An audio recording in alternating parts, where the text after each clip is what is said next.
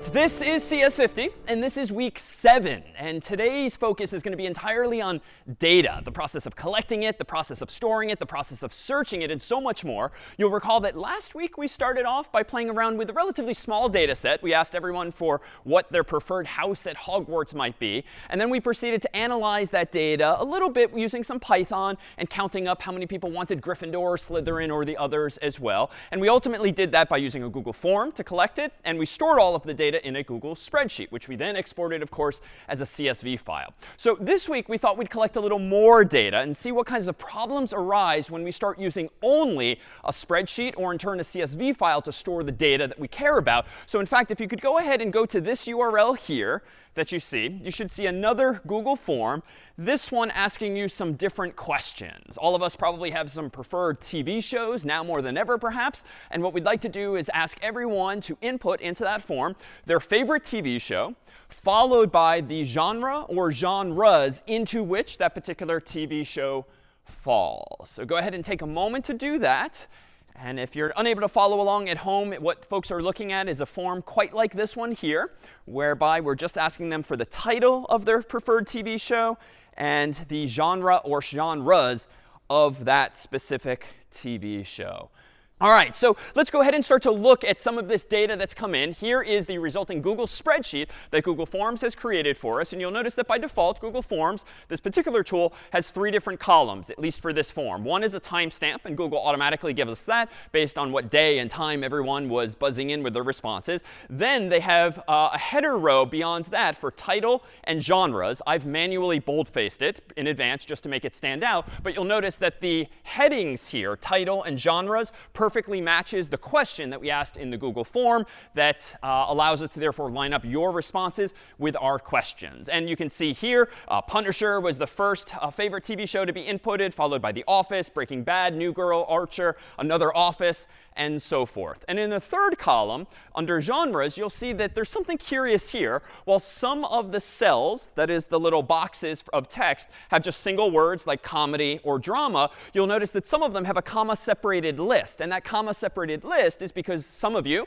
checked, as you could, multiple checkboxes to indicate that Breaking Bad is a crime genre, drama, and also thriller. And so the way Google Forms handles this is a bit lazily in the sense that they just drop all of those values as a comma-separated list inside of the spreadsheet itself. And that's potentially a problem if we ultimately download this as a CSV file, comma-separated values, because if now you have commas in between the commas, fortunately, there's a solution to that we'll ultimately see. So we've got a good amount of data here. In fact, if I keep scrolling down, we'll see a few hundred responses now. And it would be nice to analyze this data in some way and figure out what the most popular TV show is, maybe search for new shows I might like via their genre. So you can imagine some number of queries that could be answered by way of this data set. But let's first consider the limitations of leaving this data in just a spreadsheet like this. All of us are probably in the habit of using occasionally Google Spreadsheets, Apple Numbers, Microsoft Excel, or some other tool. So let's consider what spreadsheets are good at and what they are bad at. Would anyone like to volunteer an answer to the first of those? What is a spreadsheet good at or good for? Yeah, Andrew? What's your thinking on spreadsheets? They're very good for quickly sorting.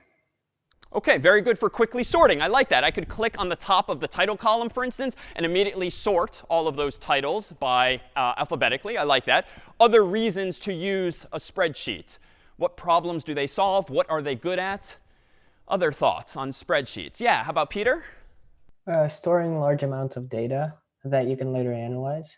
OK, so storing large amounts of data that you can later analyze. It's kind of a nice model for storing lots of rows of data, so to speak. I will say that there actually is a limit. And in fact, back in the day, I learned what this limit is. Long story short, in graduate school, I was using a spreadsheet to analyze some research data.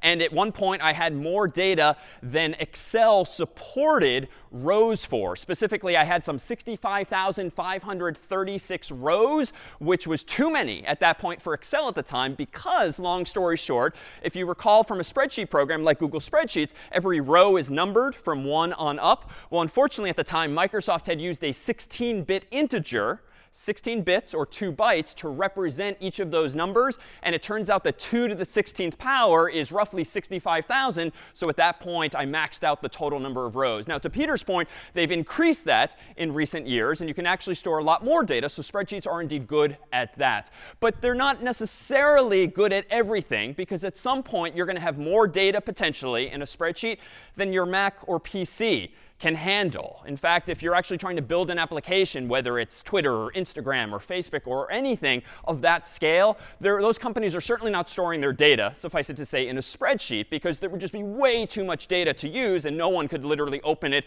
on their computer. So we'll need a solution to that problem of scale. But I don't think we need to throw out what works well about spreadsheets. So you can store indeed a lot of data in row form, but it would seem that you can also store a lot of data in column form. And even though I'm only showing columns A, B, and C, of course, you've probably used spreadsheets where you add more columns, D, E, F, and so forth. So what's the right mental model for how to think about rows versus columns in a spreadsheet? I feel like we probably use them in a somewhat different way conceptually. We might think about them a little differently.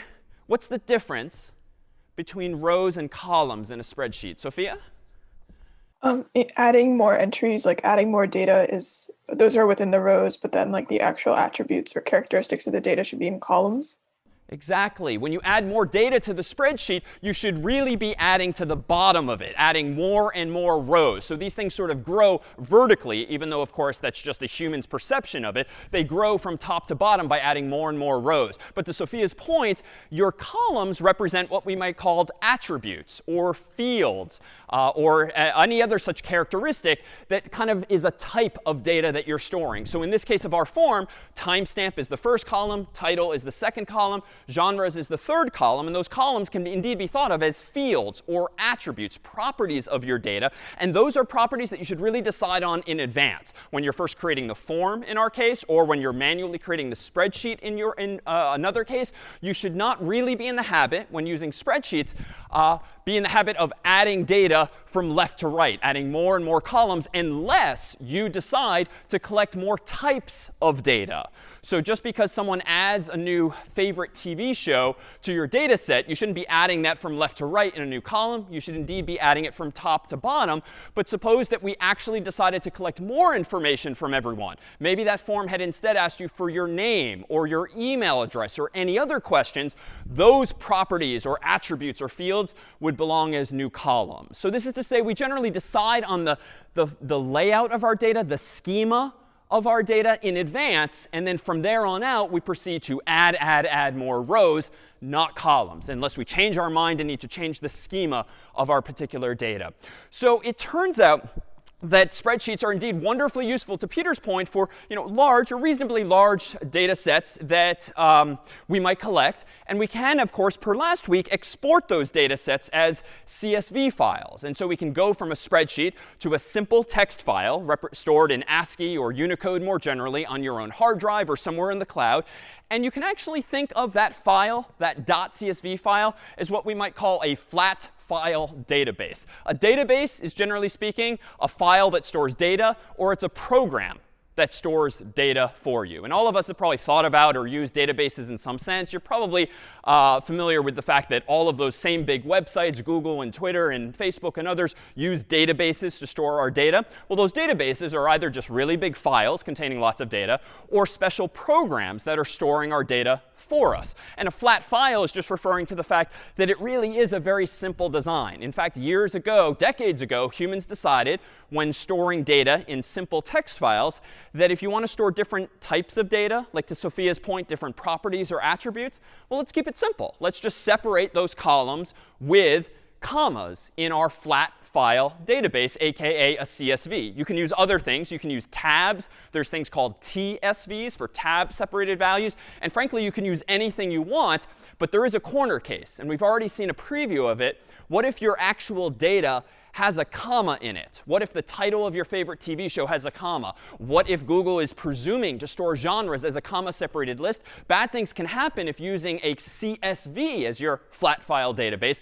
But there's solutions to that. And in fact, what the world typically does is whenever you have commas inside of your CSV file, you just make sure that the whole string is double quoted on the far left and far right. And anything inside of double quotes is not mistaken thereafter as delineating a column as the other commas in the file might. So that's all that's meant by a flat file database. And CSV is perhaps one of the most common formats thereof, if only because all of these programs like Google Spreadsheets and Excel and Numbers allow you to save your files as CSVs. Now, long story short, those of you who've used fancier features of spreadsheets, like built-in functions and formulas and those kinds of things, those are built-in and proprietary to Google Spreadsheets and Excel and Numbers.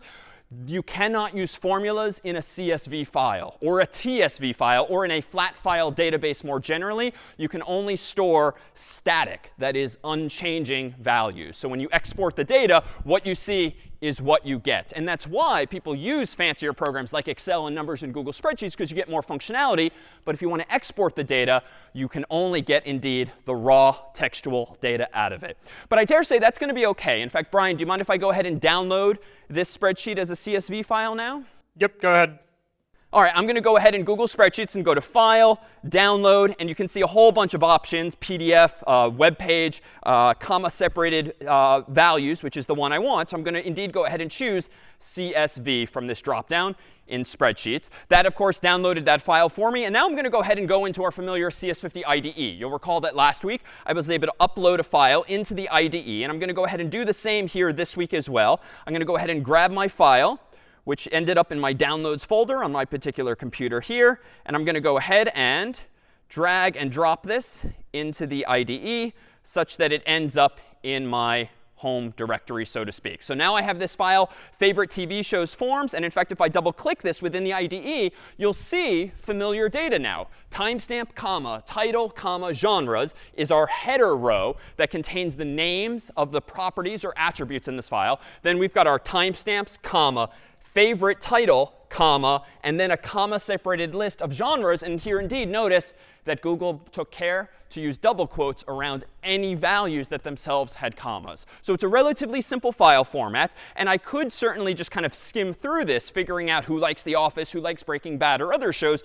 But per last week, we now have a pretty useful programming language at our disposal, Python, that could allow us to start manipulating and analyzing this data more readily. And here, to my point last week about using the right tool for the job, you could absolutely do everything we're about to do in all weeks prior of CS50. We could have used C for what we're about to do. But as you can probably glean, C tends to be painful for certain things. Like anything involving string manipulation, changing strings, analyzing strings is just a real pain, right? God forbid you had to take this CSV file and load it all into memory. Not unlike your spell checker, you would have to be using malloc all over the place or realloc or the like. Like there's just a lot of heavy lifting involved in just analyzing a text file. So Python does all of that for us by just giving us more functions at our disposal with which to start analyzing and opening data. So let me go ahead and close this file. And let me go ahead and create a new one called favorites.py, wherein I'm going to start playing with this data set and see if we can't start answering some questions about it. And frankly, to this day, 20 plus years after learning how to program for the first time, I myself am very much in the habit, when writing a new program, of just starting simple and not solving the problem I ultimately want to, but something simpler just as a sort of proof of concept to make sure I have the right plumbing in place. So by that, I mean this. Let's go ahead and write a quick program that simply opens up this file, this CSV file, iterates over it top to bottom, and just prints out each of the titles, just as a quick sanity check that I know what I'm doing and I have access to the data therein. So let me go ahead and import CSV. And then I can do this in a few different ways. But by now, you've probably seen or remembered my using something like the open command and the with keyword to sort of open and eventually automatically close this file for me. This file is called favorite TV shows -form responses 1.csv. And I'm going to open this up in read mode. Strictly speaking, the R is not required. You might see examples online not including it. That's because read is the default. But for parity with C and fopen, I'm going to be explicit and actually do quote unquote R.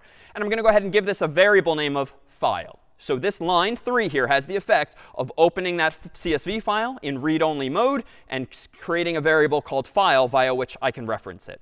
Now I'm going to go ahead and use some of that CSV functionality. I'm going to give myself what we keep calling a reader, which I could call it XYZ, anything else, but reader kind of describes what this variable is going to do. And it's going to be the return value of calling csv.reader on that file. And so essentially, the CSV library, per last week, has a lot of fancy features built in. And all it needs as input is an already opened text file. And then it will then wrap that file, so to speak, with a whole bunch of more useful functionality, like the ability to read it column and row at a time. All right, now I'm going to go ahead. And you know what? Just for now, I'm going to skip the first row. I'm going to skip the first row because the first row has my headings, timestamp, title, and genres. And I know what my columns are, so I'm just going to ignore that line for now. And now I'm going to do this. For row in reader, let me go ahead and print out, quite simply, row. And I only want title, so I think if it's 3 columns from left to right, it's 0, 1, 2. So I want to print out column bracket 1, which is going to be the second column, 0 indexed. All right, let me go ahead and save that, go down to my terminal window, and run Python of favorites.py and cross my fingers. OK, voila. It looks like it flew by super fast, but it looks like, indeed, these are all of the TV shows that folks have inputted. Indeed, there's a few hundred if I keep scrolling up. So it looks like my program is working. But let's improve it just a little bit. It turns out that using the CSV reader isn't necessarily the best approach in Python. Many of you have already discovered a dict reader, a dictionary reader, which is nice because then you don't have to know or keep double checking what number column your data is in. You can instead refer it to by the header itself, so by title, quote unquote, or by genres. This is also good because if you or maybe a colleague are sort of messing around with the spreadsheet and they rearrange the columns by dragging them left or right, any numbers you have used in your code, 0, 1, 2 on up, could suddenly be incorrect if your colleague has reordered those columns. So using a dictionary reader tends to be a little more robust because it uses the titles, not the mere numbers. It's still fallible if someone, yourself or someone else, changes the values in that very first row and renames titles or genres. Then things are going to break. But at that point, we kind of have to blame you for not having kept track of your code versus your data. But still a risk. So I'm going to change this to dictionary reader or dict reader here. And pretty much the rest of my code can be the same, except I don't need this hack here on line 5. I don't need to just skip over to the next row from the get-go because I now want the dictionary reader to handle the process of reading that first row for me. But otherwise, everything else stays the same except for this last line where now I think I can now use row as a dictionary, not as a list per se, and print out specifically the title from each given row. So let me go ahead and run Python of favorites.py again.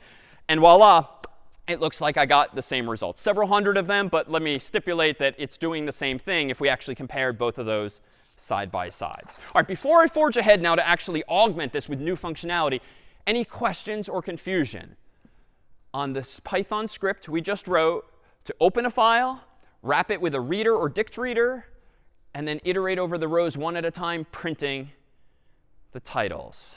Any questions, confusion on syntax at all? It's OK. We've only known or seen Python for a week. It's fine if it's still quite new. Anything, Brian, we should address?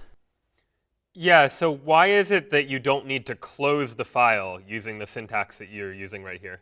Really good question. Last week, I more pedantically used open on its own, and then I later used a close function that was associated with the file that I had just opened. Now, the more Pythonic way to do things, if you will, is actually to use this with keyword, which didn't exist in C. And it just tends to be a useful feature in Python whereby if you say with open, ... it will open the file for you. Then it will remain open so long as your code is indented inside of that with keywords block. And as soon as you get to the end of your program, it will automatically be closed for you. So this is one of these features where Python, in some sense, is trying to protect us from ourselves. It's probably pretty common for humans, myself included, to forget to close your file. That can create problems with saving things permanently. It can create memory leaks, as we know from C. So the with keyword just assumes that I'm not going to be an idiot and forget to close the file. Python's going to do it for me automatically. Other questions or confusions, Brian? How does dict reader know that title is the name of the key inside of the dictionary? Really good question, too. So it is designed by the authors of the Python language to look at the very first row in the file, split it, on the commas in that very first row and just assume that the first word or phrase before the first comma is the name of the first column, that the second word or phrase after the first comma is the name of the second column, and so forth. So a dict reader just presumes, as is the convention with CSVs, that your first row is going to contain the headings that you want to use to refer to those columns. If your CSV happens not to have such a heading whereby it just jumps right in on the first row to real data, then you're not going to be able to use a dict reader correctly, at least not without some manual configuration. All right, so let's go ahead and now, I feel like there's a whole mess here. And, some of these shows are pretty popular. And as I'm glancing over this, I definitely see some duplication. A whole bunch of you like The Office. A whole bunch of you like Breaking Bad, Game of Thrones, and a whole bunch of other shows as well. So it would be nicer, I think, if we kind of narrow the scope of our look at this data by just looking at unique values. You're looking at unique values. So rather than just iterate over the file top to bottom, printing out one title after another, why don't we go ahead and sort of accumulate all of this data in some kind of data structure so that we can throw away duplicate values and then only print out the unique titles that we've accumulated. So I bet we can do this in a few ways. But if we think back to last week's demonstration of our dictionary, you'll recall that I used what was called a set. And I'm going to go ahead and create a variable called titles and set it equal to something called set. And a set is just a collection of values. It's kind of like a list, but it eliminates duplicates for me. And that would seem to be exactly the characteristic that I want for this program. Now, instead of printing each title, which is now premature if I want to first filter out duplicates, I'm going to go ahead and do this. I'm going to go ahead and add to the titles set using the add function the current row's title. So again, I'm not printing it now. I'm instead adding to the titles set that particular title. And if it's there already, no big deal. The set data structure in Python is going to throw away the duplicates for me, and it's only going to go ahead and keep the uniques. Now, at the bottom of my file, I need to do a little more work, admittedly. Now I have to iterate over the set to print out only those unique titles. So let me do this. For title in titles, go ahead and print out title. And this is where Python just gets really user-friendly, right? You don't have to do int I gets 0, I less than n, or whatever. You can just say for title in titles.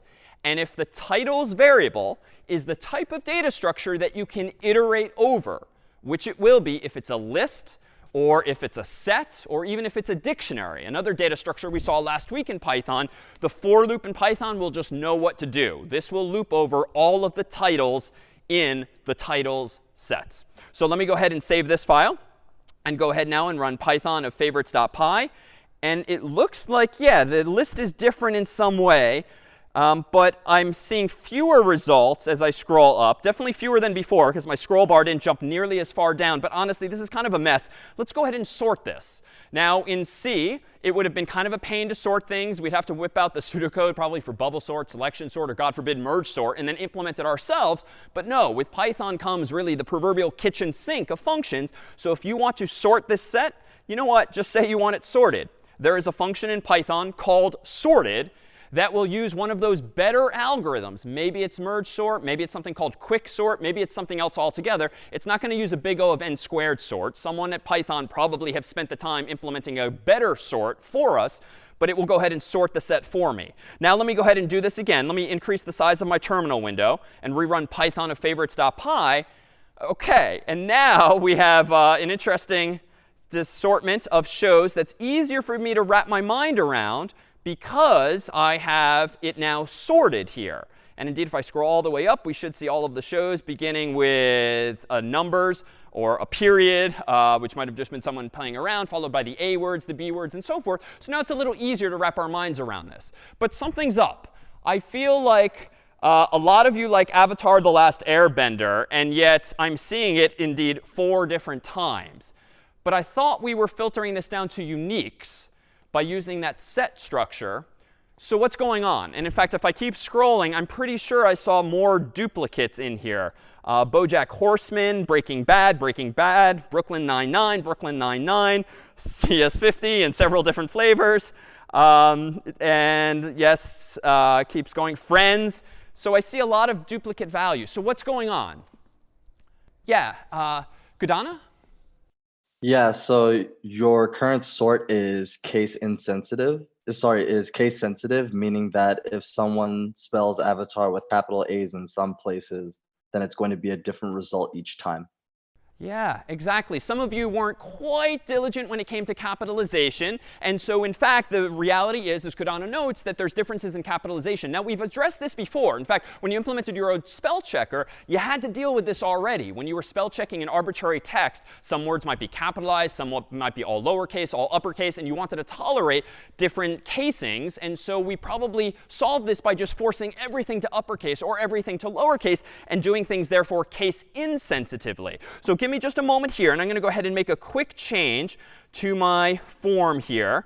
Let's go ahead and change this in such a way that we actually force everything to uppercase or lowercase. Doesn't really matter which, but we need to canonicalize things, so to speak, in some way. And to canonicalize things just means to format all of your data in some standard way. So to Kadana's point, let's just standardize the capitalization of things. Maybe all uppercase, all lowercase. We just need to make a judgment call. So I'm going to go ahead and make a few tweaks here. I'm still going to use a set. I'm still going to read the CSV as before. But instead of just adding the title with row bracket title, I'm going to go ahead and force it to uppercase, just arbitrarily, just for the sake of uniformity. And then let's go ahead and check what exactly has happened here. I'm not going to change anything else, but let me go ahead and increase the size of my terminal window, rerun Python of favorites.py, and voila, it's a little harder to read just because I'm not used to reading all caps. Kind of looks like we're yelling at ourselves, but I don't see, wait a minute, I still see the office over here twice.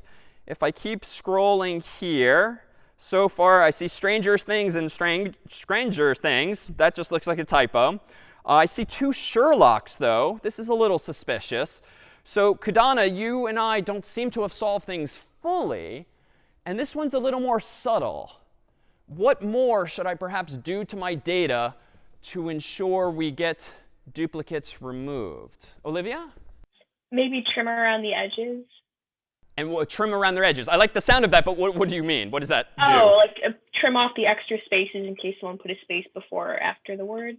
Yeah, exactly. It's pretty common for humans, intentionally or accidentally, to hit the space bar where they shouldn't. And in fact, I'm kind of inferring that I bet one or more of you accidentally typed Sherlock space and then decided, nope, that's it. I'm not typing anything else. But that space, even though we can't quite see it obviously, is there. And when we do a string comparison, or when the set data structure does that, it's actually going to be noticed when doing those comparisons. And therefore, they're not going to be the same. So I can do this in a few different ways. But it turns out in Python, you can chain functions together, which is also, too, kind of a fancy feature. Notice what I'm doing here. I'm still accessing the titles set. I'm adding the following value to it. I'm adding the value row bracket title, but not quite. That is a string, or an str in Python speak. I'm going to go ahead and strip it, which means if we look up the documentation for this function, to Olivia's point, it's going to strip off or trim all of the white space to the left, all of the white space to the right, whether that's the space bar or the enter key or the tab character or a few other things as well. It's just going to get rid of leading and trailing white space. And then whatever's left over, I'm going to go ahead and force everything to uppercase in the spirit of Kadana's suggestion too. So we're sort of combining two good ideas now to really massage the data, if you will, into a cleaner format. And this is such a real world reality. Like humans, you and I cannot be trusted to input data the way we are supposed to. Sometimes it's all lowercase because we're being a little lazy or a little social media-like, even if we're checking out from Amazon and trying to input a valid postal address. Sometimes it's all capitals because I can think of a few people in my life who don't quite understand the caps lock thing just yet. And so things might be all capitalized instead. This is not good for computer systems that require precision, to our emphasis in week 0. And so massaging data means cleaning it up, doing some mutations that don't really change the meaning of the data, but canonicalize it, standardize it, so that you're comparing apples and apples, so to speak, not apples and oranges. Well, let me go ahead and run this again in my bigger terminal window. Python of favorites.py, voila, and scrolling up, up, up. I think we're in a better place. I only see one office now. And if I keep scrolling up and up and up, I'm seeing typos still, but nothing related to white space. And I think we have a much cleaner, unique list of titles at this point. Of course, if we scroll up, I would have to be a lot more clever if I want to detect things like typographical errors. It looks like one of you was very diligent about putting F period, R period, I period, and so forth, but then got bored at the end and left off the last period. But that's going to happen when you're taking in user input. We've, of course, got all these variants of CS50. That's going to be a mess to clean up, because now you can imagine having to add a whole bunch of if conditions and else's and else ifs to sort of clean all of that up if we do want to canonicalize all different flavors of CS50 as quote unquote CS50. So this is a very slippery slope. Like, you and I could start writing a huge amount of data just to clean this up, but that's the reality when dealing with real world data. Well, let's go ahead now and improve this program further, do something a little fancier, because I now can trust that my data has been canonicalized, except for the actual typos or the weird variants of CS50 and the like.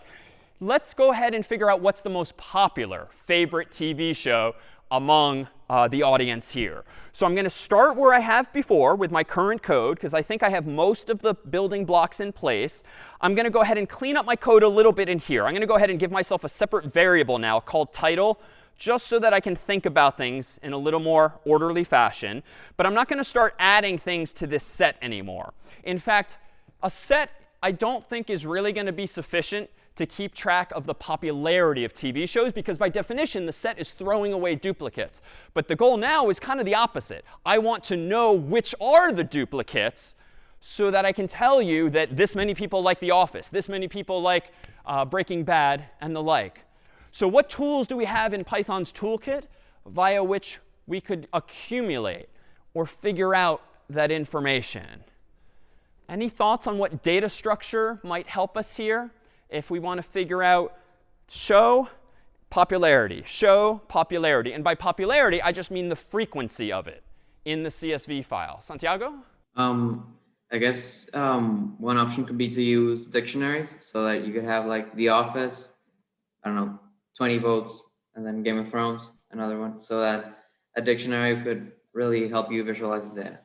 Yeah, perfect instincts. Recall that a dictionary, at the end of the day, no matter how sophisticated it's implemented underneath the hood, like your spell checker, it's just a collection of key value pairs. And indeed, it's maybe one of the most useful data structures in any language, because this ability to associate one piece of data with another is just a very general purpose solution to problems. And indeed, to Santiago's point, if the problem at hand is to figure out the popularity of shows, well, let's make the keys the titles of our shows, and the frequencies thereof, the votes, so to speak, the values of those keys. We're going to map title to votes, title to vote, and so forth. So a dictionary is exactly that. So let me go ahead and scroll up, and I can make a little tweak here. Instead of a set, I can instead say dict and give myself just an empty dictionary. There's actually shorthand notation for that that's a little more common, to use two empty curly braces. That just means the exact same thing. Give me a dictionary that's initially empty. There's no fancy shortcut for a set. You have to literally type out set, open paren, close paren. But dictionaries are so common, so popular, so powerful, they have this little syntactic shortcut of just two curly braces, open and close. So now that I have that, let me go ahead and do this. Inside of my for loop, instead of printing the title, which I don't want to do, and instead of adding it to the set, I now want to add it to the dictionary. So how do I do that? Well, if my dictionary is called titles, I think I can essentially do something like this. Titles bracket title equals, or maybe plus equals 1. Maybe I can kind of use the dictionary as just a little cheat sheet of counts, numbers, that start at 0 and then just add 1. Add 2, add 3. So every time I see the office, the office, do plus equals 1, plus equals 1. We can't do plus plus because that's not a thing in Python. It only exists in C. But this would seem to go into the dictionary called titles, look up the key that matches this specific title, and then increment whatever value is there by 1. But I'm going to go ahead and run this a little naively here. Let me go ahead and run Python of favorites.py. And wow, it broke already on line 9. So it's sort of an apt choice of show to begin with. We have a key error with Punisher.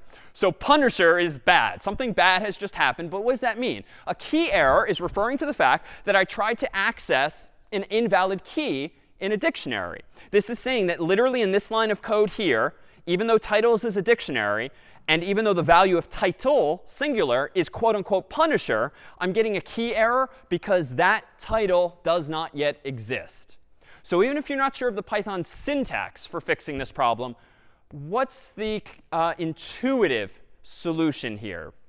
I cannot increment the frequency of the Punisher because Punisher is not in the dictionary. It almost feels like a catch-22. Gred?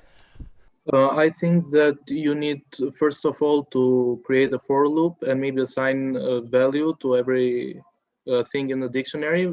For example, the value 0, and then add 1. Yeah, so good instincts. And here I can use another metaphor. I worry we might have a chicken and the egg problem there because I don't think I can go to the top of my code, add a loop that initializes all of the values in the dictionary to 0 because I would need to know all of the names of the shows at that point. Now, that's fine. I think I could take you maybe more literally, Gray, and open up the CSV file, iterate over it top to bottom, and anytime I see a title, just initialize it in the dictionary as having a value of 0, 0, 0. Then have another for loop, maybe reopen the file and do the same. And that would work, but it's arguably not very efficient. It is asymptotically in terms of big O, but that would seem to be doing twice as much work. Iterate over the file once just to initialize everything to 0, then iterate over the file a second time just to increment the counts. I think we can do things a little more efficiently. I think we can achieve not only correctness, but better design. Any thoughts on how we can still solve this problem without having to iterate over the whole thing twice? Yeah, Semowitz? I think we can add in an if statement to check if that key is in the dictionary, and if it's not, then add it, and then go ahead and increment the value after. Nice. And we can do exactly that. So let's just apply that intuition. If the problem is that I'm trying to access a key that does not yet exist, well, let's just be a little smarter about it. And to Semowitz's point, let's check whether the key exists. And if it does, then increment it. But if it does not, then and only then, to Gred's advice, initialize it to 0. So let me do that. Let me go ahead and say if title in titles, which is the very Pythonic, beautiful way of asking a question like that, way cleaner than in C, let me go ahead then and say exactly the line from before. Else, though, if that title is not yet in the dictionary called titles, well, that's OK too. I can go ahead and say titles bracket title equals 0. So the difference here is that I can certainly index into a dictionary using a key that doesn't exist if I plan at that moment to give it a value. That's OK, and that has always been OK since last week. But, however, if I want to go ahead and increment the value that's there, I'm going to go ahead and do that in this separate line. But I did introduce a bug. Here. I think I need to go one step further logically. I don't think I want to initialize this to 0 per se. Does anyone see a subtle bug in my logic here? If the title is already in the dictionary, I'm incrementing it by 1. Otherwise, I'm initializing it to 0. Any subtle catches here? Yeah, Olivia, what do you see? I think you should initialize it to 1 since it's the first instance. Exactly. I should initialize it to 1. Otherwise, I'm accidentally overlooking this particular title, and I'm going to go ahead and undercount it. So I can fix this either by doing this, or, frankly, if you prefer, I don't technically need to use an if-else. I can use just an if by doing something like this instead. I could say if title not in titles, then I could go ahead and say titles bracket title gets 0. And then after that, I can blindly, so to speak, just do this. So which one is better? I think this second one is maybe a little better in that I'm saving one line of code, but it's ensuring with that if condition, to Semowitz's advice, that I'm not indexing into the titles dictionary until I'm sure that the title is in there. So let me go ahead and run this now. Python of favorites.py, enter. And OK, it didn't crash, so that's good. But I'm not yet seeing any useful information. But I now have access to a bit more. Let me scroll down now to the bottom of this program where I have now this loop. Let me go ahead and print out not just the title, but the value of that key in the dictionary by just indexing into it here. And you might not have seen this syntax before, but with print, you can actually pass in multiple arguments. And by default, print will just separate them with a space for you. You can override that behavior and separate them with anything. But this is just meant to be a quick and dirty program that prints out titles and now the popularity thereof. So let me run this again, Python of favorites.py. And voila, it's kind of all over the place. Office, super popular with 26 votes there. A lot of single votes here. A lot of, Big Bang Theory has 9. You know, this is all nice and good, but I feel like this is going to take me forever to wrap my mind around which are the most popular shows. So of course, how would we do this? Well, to the point made earlier with spreadsheets, my God, in Microsoft Excel or Google Spreadsheets or Apple Numbers, you just click the column heading and boom, sort it.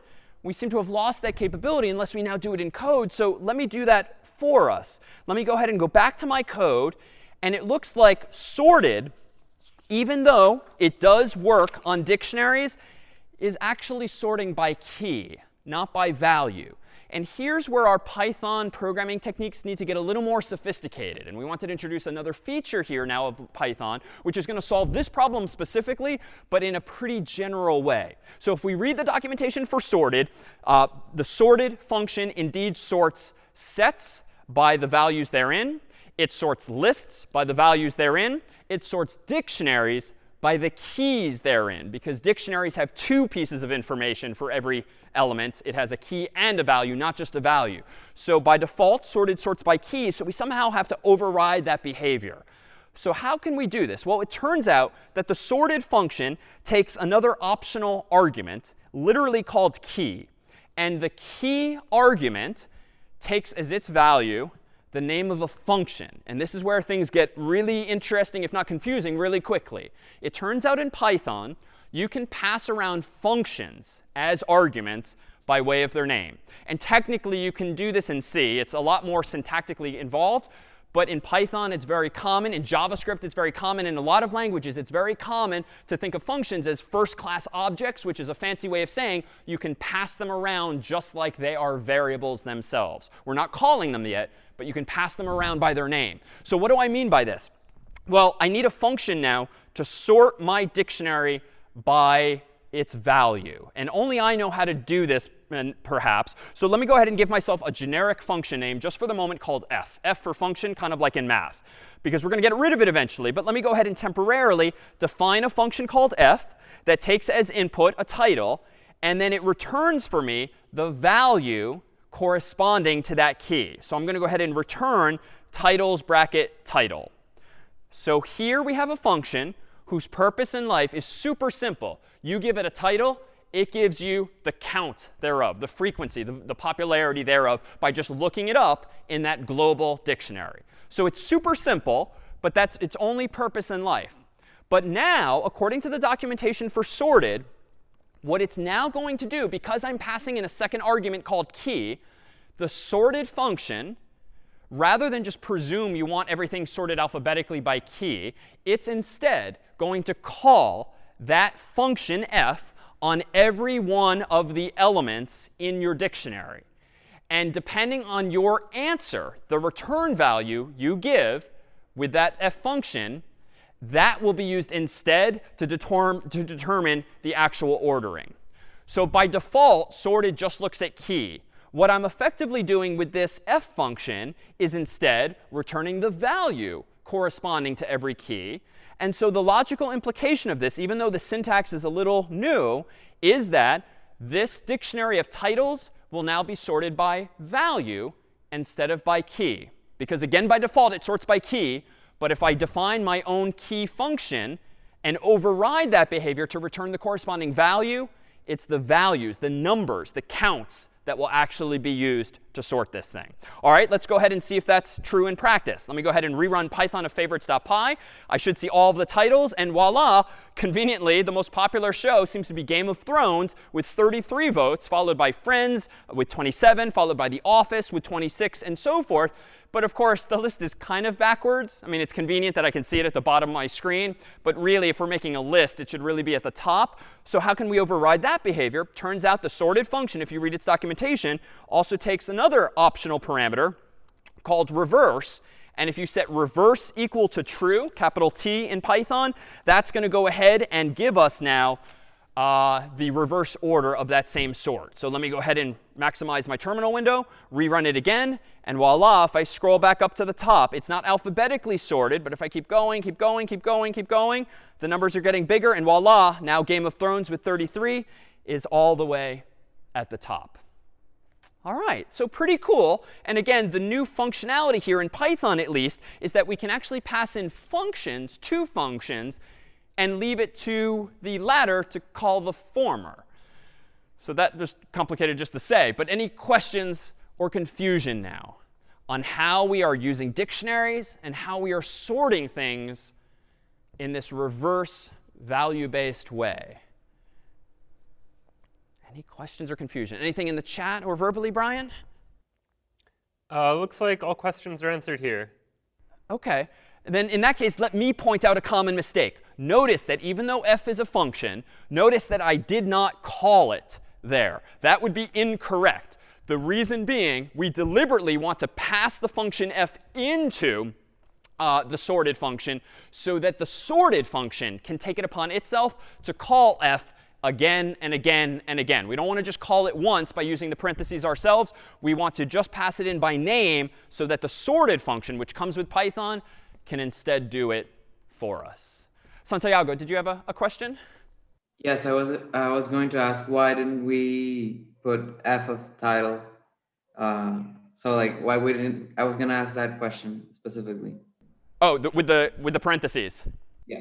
Oh, OK, perfect. So because that would call the function once and only once, we want sorted to be able to call it again and again. Now, here's actually an example, as we've seen in the past, of a correct solution. This is behaving as I intend, a list of sorted titles from top to bottom in order of popularity. But it's a little poorly designed because I'm defining this function f, whose name in the first place is kind of lame. But I'm defining a function only to use it in one place. And my God, the function's so tiny, it just feels like a waste of keystrokes to have defined a new function just to then pass it in.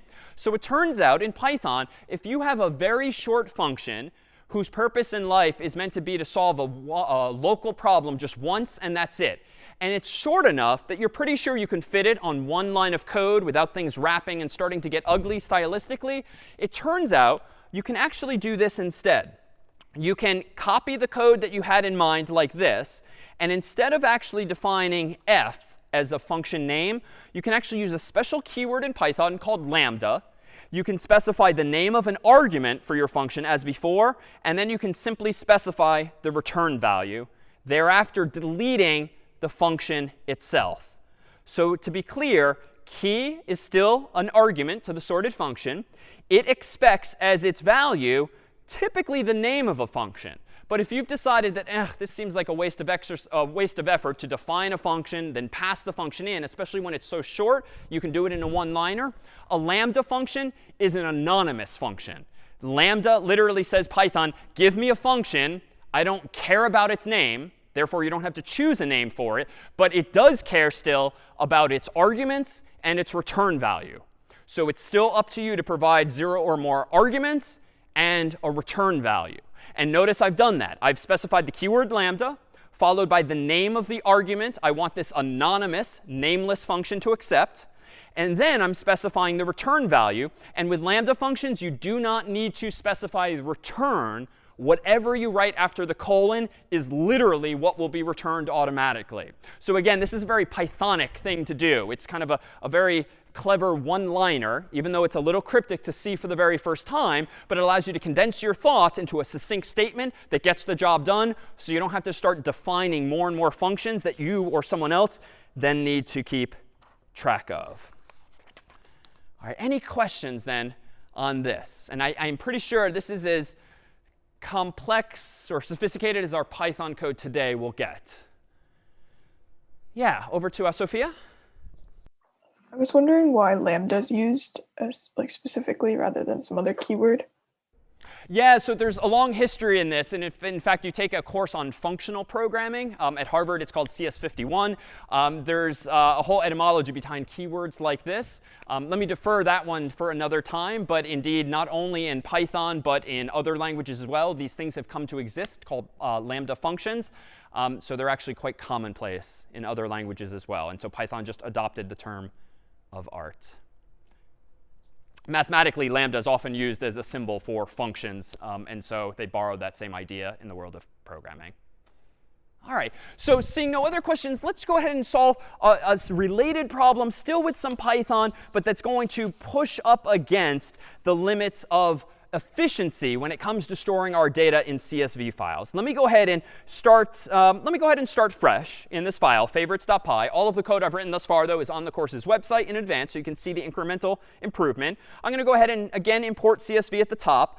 And now let's write a program this time that doesn't just automatically open up the CSV and analyze it looking for the total popularity of shows. Let's search for a specific show in the CSV and then go ahead and output the popularity thereof. And I can do this in a bunch of different ways, but I'm going to try to make this as concise as possible. I'm first going to ask the user to input a title. I could use CS50's getString function, but recall that it's pretty much the same as Python's input function. So I'm going to use Python's input function today. And then I'm going to go ahead and, as before, open up that same CSV called favorite TV shows, form responses1.csv in read-only mode as a variable called file. I'm then going to give myself a reader, and I'll use a dict reader again, so I don't have to worry about knowing which columns things are in, passing in file. And then let's see, if I only care about one title, I can keep this program simpler. I don't need to figure out the popularity of every show. I just need to figure out the popularity of one show, the title that the human has typed in. So I'm going to go ahead and give myself a very simple int called counter and set it equal to 0. I don't need a whole dictionary. Just one variable suffices now. And I'm going to go ahead and iterate over the rows in the reader as before. And then I'm going to say if the current row's title equals the title the human typed in, let's go ahead and increment counter by 1.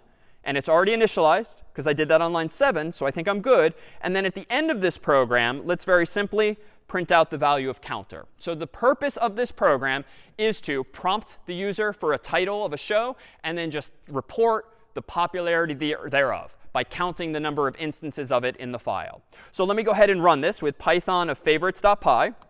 Enter. Let me go ahead and type in The Office. Enter. And 19.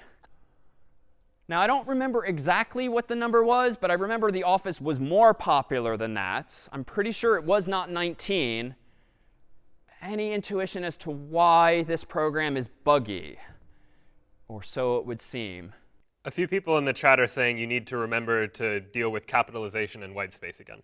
Yeah, so we need to practice those same lessons learned from before. So I should really canonicalize the input that the human, I just typed in, and also the input that's coming from the CSV file. Perhaps the simplest way to do this is up here to first strip off leading and trailing white space in case I get a little sloppy and hit the space bar where I shouldn't. And then let's go ahead and force it to uppercase just because it doesn't matter if it's upper or lower, but at least we'll standardize things that way. And then when I do this, look at the current row's title. I think I really need to do the same thing. If I'm going to canonicalize one, I need to canonicalize the other, and now compare the all caps white space stripped versions of both strings. So now let me rerun it. Now I'm going to type in The Office, enter, and voila, now I'm at 26, which I think is where we were at before. And in fact, now I, the user, can be a little sloppy. I can say The Office. I can run it again and say The Office, and then for whatever reason hit the space bar a lot, enter. It's still going to work. And indeed, though we seem to be like belaboring the pedantic here with trimming off white space and so forth, just think in a relatively small audience here, how many of you accidentally hit the space bar or capitalize things differently? This happens massively on scale. And you can imagine this being important when you're tagging friends in some social media account. You're doing @Brian or the like. You don't want to have to require the user to type @B, lowercase r, I, a, n, and so forth. So tolerating disparate, messy user input is such a common problem to solve, including in today's apps that we all use. All right, any questions then on this program, which I think is correct? Then let me ask a question of you. In what sense is this program poorly designed? In what sense is this program poorly designed? This is more subtle, but think about the running time of this program in terms of big O. What is the running time of this program if the CSV file has n different shows in it, or n different submissions? So n is the variable in question. Yeah, what's the running time? Andrew? Yeah, it's big O of n because I'm literally using linear search by way of the for loop. That's how a for loop works in Python, just like in C. Starts at the beginning and potentially goes all the way till the end. And so I'm using implicitly linear search because I'm not using any fancy data structures, no sets, no dictionaries. I'm just looping from top to bottom. So you can imagine that if we surveyed not just all of the students here in class, but maybe everyone on campus or everyone in the world, maybe we're Internet Movie Database, IMDb, there could be a huge number of votes and a huge number of shows. And so writing a program, whether it's in a terminal window like mine, or maybe on a mobile device, or maybe on a web page for your laptop or desktop, it's probably not the best design to constantly loop over all of the shows in your database from top to bottom just to answer a single question. It would be much nicer to do things in log of n time or in constant time. And thankfully, over the past few weeks, both in C and in Python, we have seen smarter ways to do this. But I'm not practicing what I've preached here. And in fact, at some point, this notion of a flat file database starts to get too primitive for us. Flat file databases like CSV files are wonderfully useful when you just want to do something quickly, or when you want to download data from some third party like Google in a standard portable way. Portable means that it can be used by different people on different systems. CSV is about as simple as it gets because you don't need to own Microsoft Word or Apple Numbers or any particular product. It's just a text file. So you can use any text editing program or any programming language to access it. But flat file databases aren't necessarily the best structure to use ultimately for larger data sets because they don't really lend themselves to more efficient queries. So CSV files, pretty much at best, you have to search top to bottom, left or right. But it turns out that there are better databases out there, generally known as relational databases, that instead of being files in which you store data, they are instead programs in which you store data. Now, to be fair, those programs use a lot of RAM, memory, where they actually store your data. And they do certainly persist your data. They keep it long term by storing your data also in files.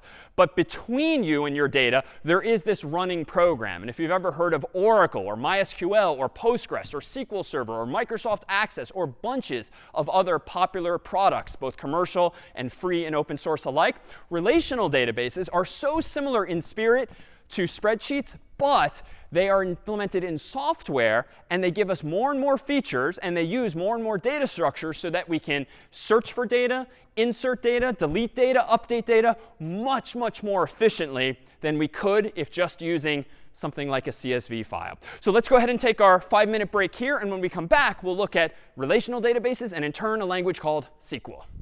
All right, we are back. And the goal at hand now is to transition from these fairly simplistic flat file databases to a more proper relational database. And relational databases are indeed what power so many of today's mobile applications, web applications, and the like. Now we're beginning to transition to real-world software with real-world languages at that. And so now let me introduce what we're going to call SQLite. So it turns out that a relational database is a database that stores all of the data still in rows and columns, but it doesn't do so using spreadsheets or sheets. It instead does so using what we're going to call tables. So it's pretty much the same idea, but with tables do we get some additional functionality.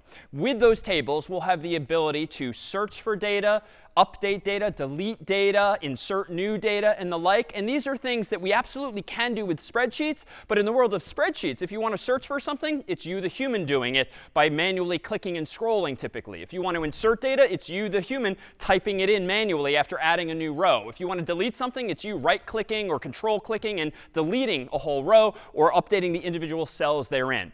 With SQL, structured query language, we have a new programming language that is very often used in conjunction with other programming languages. And so today, we'll see SQL used on its own initially, but we'll also see it in the context of a Python program. So a language like Python can itself use SQL to do more powerful things than Python alone could do. So with that said, SQLite is like a light version of SQL. It's a more user-friendly version. It's more portable. It can be used on Macs and PCs and phones and laptops and desktops and servers. But it's incredibly common. In fact, in your iPhone, in your Android phone, many of the applications you are running today on your own device are using SQLite underneath the hood. So it isn't a toy language per se. It's instead a relatively simple implementation of a language generally known as SQL. But long story short, there's other implementations of relational databases out there, and I rattled off several of them already: Oracle and MySQL and Postgres and the like. Those all have slightly different flavors or dialects of SQL. So SQL is like a fairly standard language for interacting with databases, but different companies, different communities have kind of added or subtracted their own preferred features. And so the syntax you use is generally constant across all platforms, but we will standardize for our purposes on SQLite. And indeed, this is what you would use these days in the world of mobile applications. So it's very much germane there. So with SQLite, we're going to have ultimately the ability to query data and update data, delete data, and the like. But to do so, we actually need a program with which to interact with our database. So the way SQLite works is that it stores all of your data still in a file. But it's a binary file now. That is, it's a file containing zeros and ones. And those zeros and ones might represent text. They might represent numbers. But it's a more compact, efficient representation than a mere CSV file would be using ASCII or Unicode. So that's the first difference. SQLite uses a single file, a binary file, to store all of your data. And represented inside of that file, by way of all of those zeros and ones, are the tables to which I alluded before, which are the analog in the database world of sheets or spreadsheets in the spreadsheet world. So to interact with that binary file wherein all of your data is stored, we need some kind of user-facing program. And there's many different tools to use, but the standard one that comes with SQLite is called SQLite 3, essentially version 3 of the tool. This is a command line tool, similar in spirit to any of the commands you've run in a terminal window thus far, that allows you to open up that binary file and interact with all of your tables. Now, here again, we kind of have a chicken and the egg problem. If I want to use a database, but I don't yet have a database, and yet I want to select data from my database, how do I actually load things in? Well, you can load data into a SQLite database in at least two ways. One, which I'll do in a moment, you can just import an existing flat file database, like a CSV. And what you do is you save the CSV on your Mac or PC in your CS50 IDE. You run a special command with SQLite 3, and it will just load the CSV into memory. It will figure out where all of the commas are, and it will construct inside of that binary file the corresponding rows and columns using the appropriate zeros and ones to store all of that information. So it just imports it for you automatically. Approach 2 would be to actually write code in a language like Python or any other that actually manually inserts all of the data into your database, and we'll do that as well. But let's start simple. Let me go ahead and run, for instance, SQLite 3. And this is pre-installed on CS50 IDE, and it's not that hard to get it up and running on a Mac and PC as well. I'm going to go ahead and run SQLite 3 in my terminal window here. And voila, you just see some very simple output. It's telling me to type period help if I want to see some usage hints. But I know most of the commands, and we'll generally give you all of the commands that you might need.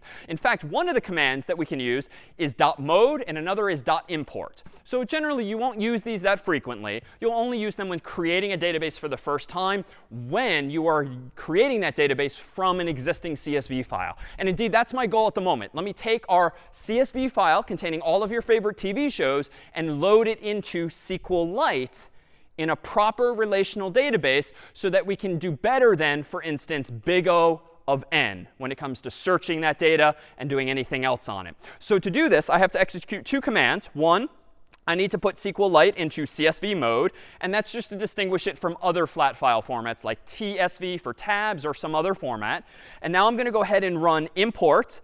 Then I have to specify the name of the file to import, which is the CSV. And I'm going to go ahead and call my table shows. So .import takes two arguments, the name of the file that you want to import and the name of the table that you want to create out of that file. And again, tables have rows and columns, and the commas in the file are going to delineate where those columns begin and end. I'm going to go ahead and hit Enter. It looks like it flew by pretty fast. Nothing seems to have happened. But I think that's OK, because now we're going to go ahead and have the ability to actually manipulate that data. But how do we manipulate that data? We need a new language. SQL, structured query language, is the language used by SQLite and Oracle and MySQL and Postgres and bunches of other products whose names you don't need to know or remember anytime soon. But SQL is the language we'll use to query the database for information and do something with it. Generally speaking, a relational database, and in turn SQL, which is a language via which you can interact with relational databases, support 4 fundamental operations. And they're sort of a CRUD acronym, pun intended, that is just helpful for remembering what those fundamental operations are with relational databases. CRUD stands for create, read, update, and delete. And indeed, the acronym is CRUD, C-R-U-D. So it helps you remember that the 4 basic operations supported by any relational database are create, read, update, delete. Create means to create or add new data. Read means to access and load into memory new data. We've seen read before with opening files. Update and delete mean exactly that as well, if you want to manipulate the data in your data set. Now, those are generic terms for any relational database. Those are the 4 properties typically supported by any relational database. In the world of SQL, there are some very specific commands or functions, if you will, that implement those 4 functionalities. They are create and insert, achieve the same thing as create more generally. The keyword select is what's used to read data from a database.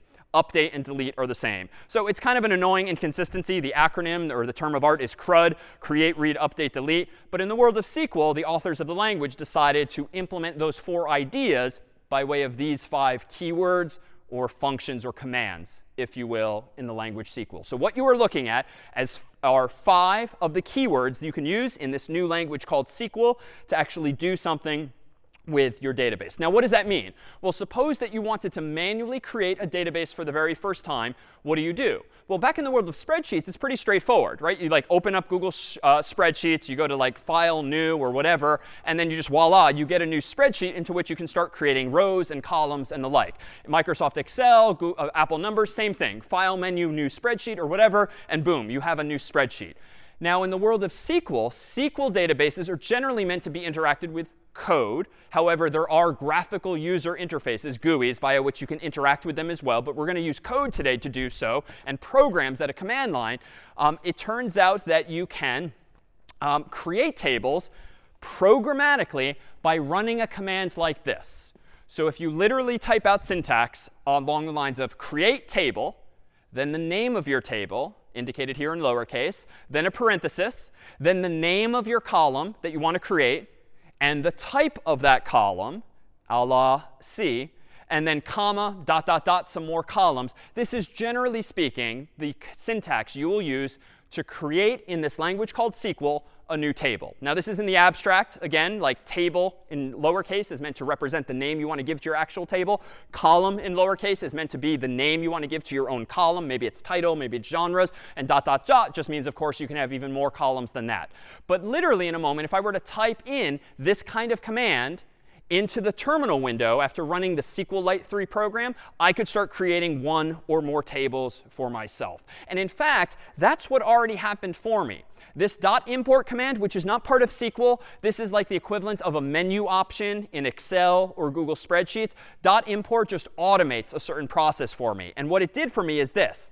If I type now .schema, which is another SQLite specific command, anything that starts with a dot is specific only to SQLite 3, this terminal window program.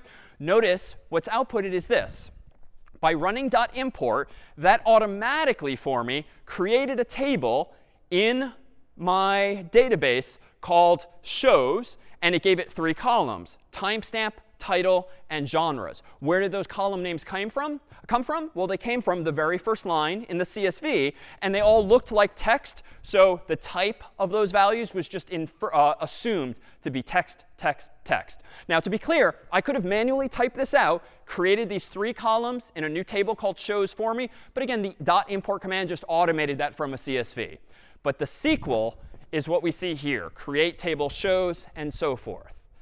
So that is to say now, in this database, there is a file, or rather, there is a table called shows, inside of which is all of the data from that CSV. How do I actually get at that data? Well, it turns out there's other commands we're called, not just create, but also select, it turns out. Select is the equivalent of read, getting data from the database. And this one's pretty powerful. And the reason that so many data scientists and statisticians use and like using languages like SQL, they make it relatively easy to just get data and filter that data and analyze that data using new syntax for us today, but relatively simple syntax relative to other things we've seen. The select command in SQL lets you select one or more columns from your table by the given name. So we'll see this now in just a moment here. How might I go about doing this? Well, let me go ahead and now, at my prompt, after just clearing the window to keep things neat, let me try this out. Let me go ahead and select, let's say, title from shows, semicolon. So why am I doing this? Well, again, the conventional format for the select command is to say select, then the name of one or more columns, then literally the preposition from, and then the name of the table from which you want to select that data. So if my table is called shows and the column is called title, it stands to reason that select title from shows should give me back the data I want. Now notice a couple of stylistic choices that aren't strictly required but are good style. Conventionally, I would capitalize any SQL keywords, including select and from in this case. And then lowercase, anything that's a column name or a table name, assuming you created those columns and tables in fact, lowercase. There's different conventions out there. Some people will uppercase. Some people will use something called camel case or snake case or the like. But generally speaking, I would encourage all caps for SQL syntax and lowercase for the column and table names. I'm going to go ahead now and hit Enter. And voila, we see rapidly a whole list of values outputted from the database. And if you think way back, you might recognize that this actually happens to be the same order as before, because the CSV file was loaded top to bottom into this same database table. And so what we're seeing, in fact, is all of that same data, duplicates and miscapitalizations and weird spacing and all. But suppose I want to see all of the data from the CSV. Well, it turns out you can select multiple columns. You can select not only title, but maybe timestamp was of interest. And this one, admittedly, was capitalized because that's what it was in the spreadsheet. That was not something I chose manually. So if I just use a comma-separated list of column names, notice what I can do now. It's a little hard to see for us humans because there's a lot going on now. But notice that in double quotes on the left, there are all of the timestamps, which represent the time at which you all submitted your favorite shows. And on the right of the comma, there's another quoted string that is the title of the show that you liked, although SQLite omits the quotes if it's just a single word like friends, just by convention. You know, in fact, if I want to get all of the columns, turns out there's some shorthand syntax for that. Star is the so-called wildcard operator, and it will get me all of the columns from left to right in my table. And voila, now I see all of the data, including all of the genres as well. So now I effectively have 3 columns being outputted all at once here. Well, this is not that useful thus far. In fact, all I've been doing is really just outputting the contents of the CSV. But SQL is powerful because it comes with other features right out of the box, somewhat similar in spirit to functions that are built into Google Spreadsheets and Excel. But now we can use them ultimately in our own code. So functions like average, count, distinct, lower, max, min, and upper, and bunches more, these are all functions built into SQL that you can use as part of your query to sort of alter the data as it's coming back from the database, not permanently, but as it's coming back to you so that it's in a format you actually care about. So for instance, one of my goals earlier was to get back just the distinct, the unique titles. And we had to write all that annoying code using a set and then add things to the set and then loop over it again, right? Like that was not a huge amount of code, but it definitely took us, what, 5-10 minutes to get the job done at least.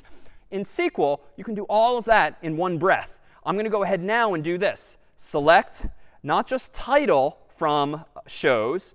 Let me go ahead and select distinct title from shows. So distinct, again, is an available function in SQL that does what the name says. It's going to filter out all of the titles to just give me the distinct ones back. So if I hit Enter now, you'll see a similarly messy list, but including no idea, someone that doesn't watch TV, including an unsorted list of those titles. So I think we can probably start to clean this thing up as we did before. Let me go ahead and now select not just distinct, but let me go ahead and uppercase everything as well. And I can use upper as another function. And notice I'm just nesting things, like the output of one function, as we've seen in many languages now, can be the input to another. Let me hit enter now. And now it's getting a little more canonicalized, so to speak, because I'm using capitalization for everything. But it would seem that things still aren't really sorted. It's just the same order in which you inputted them, but without duplicates this time.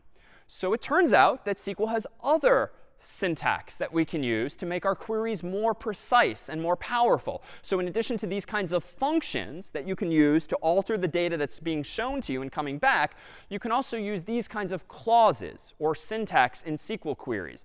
You can say where, which is the equivalent of a condition. You can say select all of this data where something is true or false.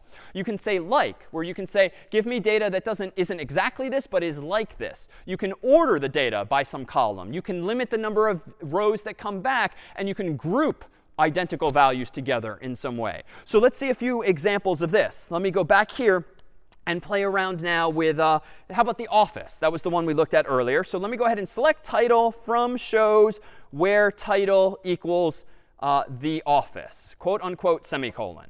So I've added this where predicate, so to speak, where title equals, quote unquote, the office. So SQL is nice, similar in spirit to Python. It's more user-friendly perhaps than C, where everything kind of sort of reads like an English sentence, even though it's a little more precise and it's a little more succinct. Let me go ahead and hit enter, and voila, that's how many of you inputted the office. But notice it's not everyone, is it? We're missing some still. It seems that I got back only those of you who typed in literally the office, capital T, capital O. So what if I want to be a little more resilient than that? Well, let me get back any rows where you all typed in office. Maybe you omitted the article, the. So let me go ahead and say not title equals office, but let me go ahead and say where the title is like office.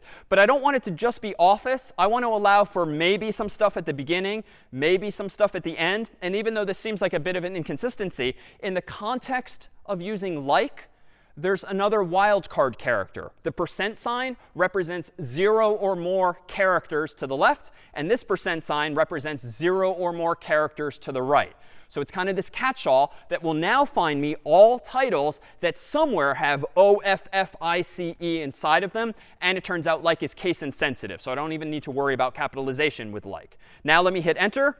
And voila, now I get back more answers. And you can really see the messiness now. Notice up here, one of you used lowercase. You know, that tends to be common when typing things in quickly. One of you did it lowercase here and then also gave us an extra white space at the end. One of you just typed in office. One of you typed in the office again with a space at the end. And so there's a lot of variation here. And that's why when we forced everything to uppercase and we started trimming things, we were able to get rid of a lot of those redundancies. Well, in fact, let's go ahead and order this now. So let me go back to selecting the distinct uppercase title. So select distinct upper of title from shows. And let me now order by, which is a new clause, the uppercased version of title. So now notice there's a few things going on here, but I'm just building up more complicated queries, similar to Scratch, where we just started throwing more and more puzzle pieces at a problem. I'm selecting all of the distinct uppercase titles from the shows table, but I'm going to order the results this time by the uppercased version of title. So everything's going to be uppercased, and then it's going to be sorted A through Z. Hit enter now, and now things are a little easier to make sense of. Notice the quotes are there only when there are multiple words in a title. Otherwise, SQLite 3 doesn't bother showing us. But notice here's all the shows. And if we keep scrolling up, the P's, the N's, the M's, the L's, and so forth, it's indeed alphabetized, thanks to using order by. All right, well, let's start to solve more similar problems now in SQL by writing way less code than we did a bit ago in Python. Suppose I want to actually figure out the counts of these most popular shows. So I want to combine all of the identical shows and figure out all of the corresponding counts. Well, let me go ahead and try this. Let me go ahead and select again the uppercase version of title, but I'm not going to do distinct this time because I want to do that a little differently. I'm going to select the uppercase version of title, the count of those titles, so the number of times a given title appears, so count is a new keyword now, from shows. But now, how do I figure out what the count is? Well, if you think about this table as having a lot of titles, title, title, title, title, title, it would be nice to kind of group the identical titles together and then actually count how many such titles we group together. And the syntax for that is literally to say group by upper title. This tells SQL to group all of the uppercase titles together, kind of collapse multiple rows into one, but keep track of the count of titles after that collapse. Let me go ahead now and hit enter. And you'll see, very similar to one of the earlier Python programs we wrote, all of the titles on the left, followed by a comma, followed by the count. So one of you really likes Tom and Jerry. One of you really likes Top Gear. If I scroll up, though, 2 of you really liked The Wire. 23 of you here liked The Office, although we still haven't trimmed the issue here. So we could still combine that further by trimming white space if we want. But now we're getting these kinds of counts. Well, how can I go ahead and order this as we did before? Let me go ahead here and add order by count of title, and then hit semicolon now. And now notice, just as in Python, everything is from smallest to largest initially, with Game of Thrones here down on the bottom.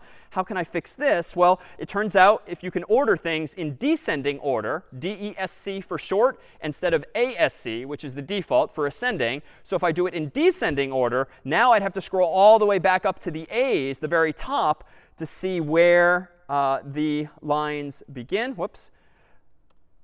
If I scroll all the way back up to the top, we'll see where all of the A words begin up here. And now if I want to, whoops, did I do that right?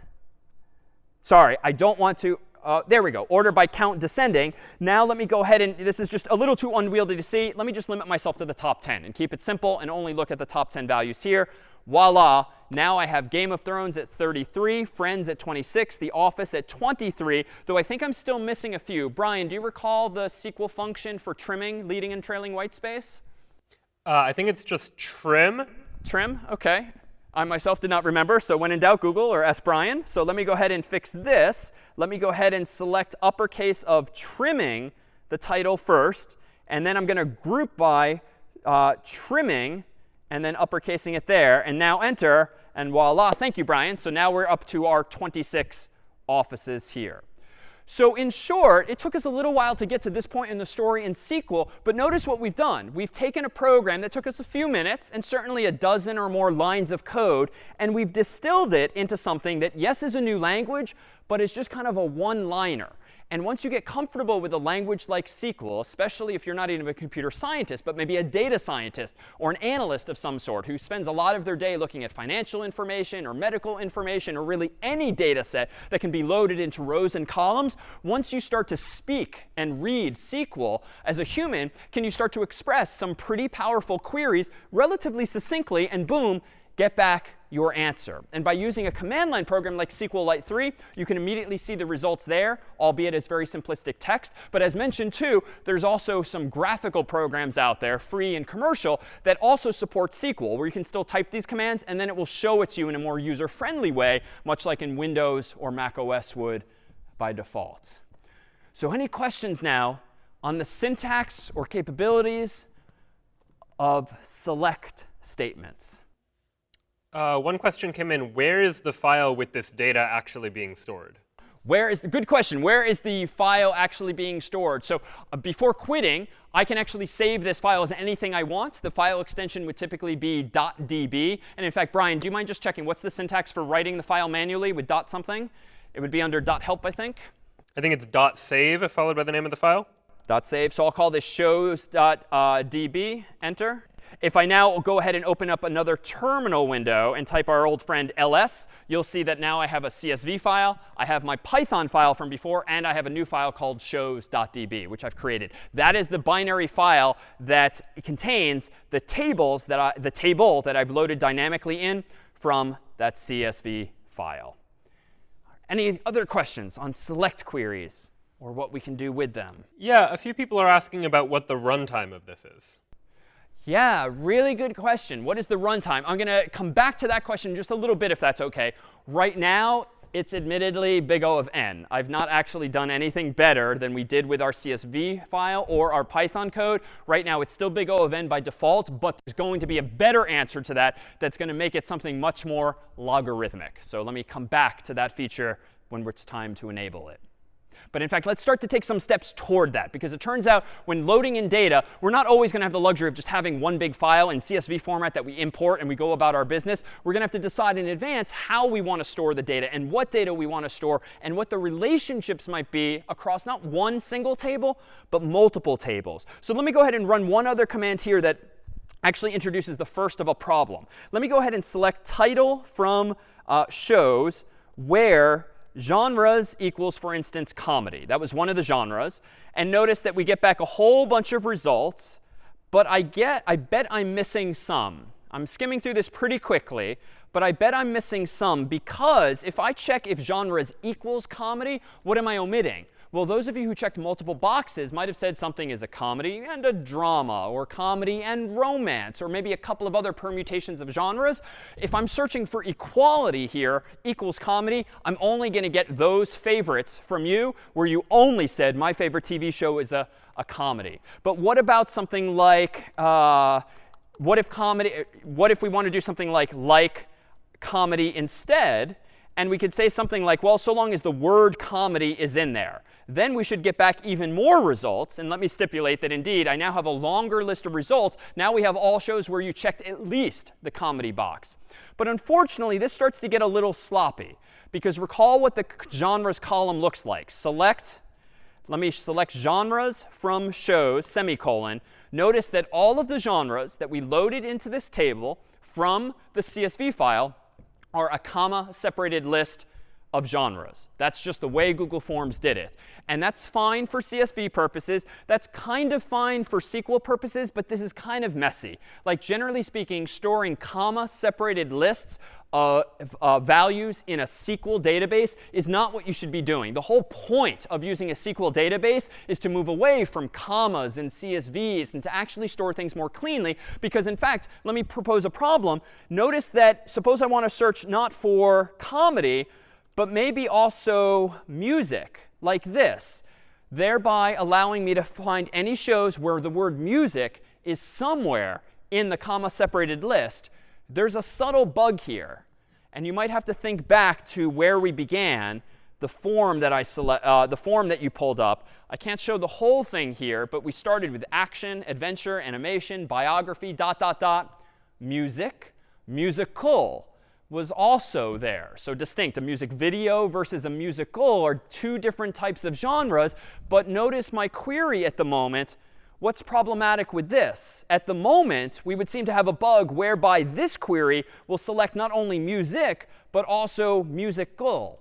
And so this is just where things are getting messy. Now, yeah, you know what? We could kind of clean this up. Maybe we could put a comma here so that it can't just be music something. It has to be music comma.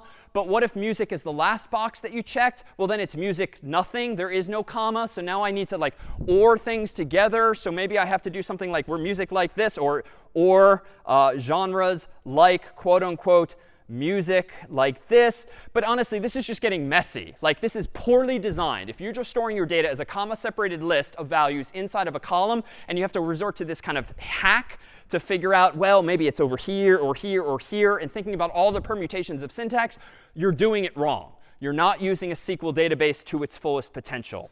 So how do we go about designing this thing better and actually load this CSV into a database a little more cleanly? In short, how do we get rid of the stupid commas in the genres column and instead put one word, comedy or music or musical, in each of those cells, so to speak? Not two, not three, one only, without throwing away some of those genres. Well, let me introduce a few building blocks that'll get us there.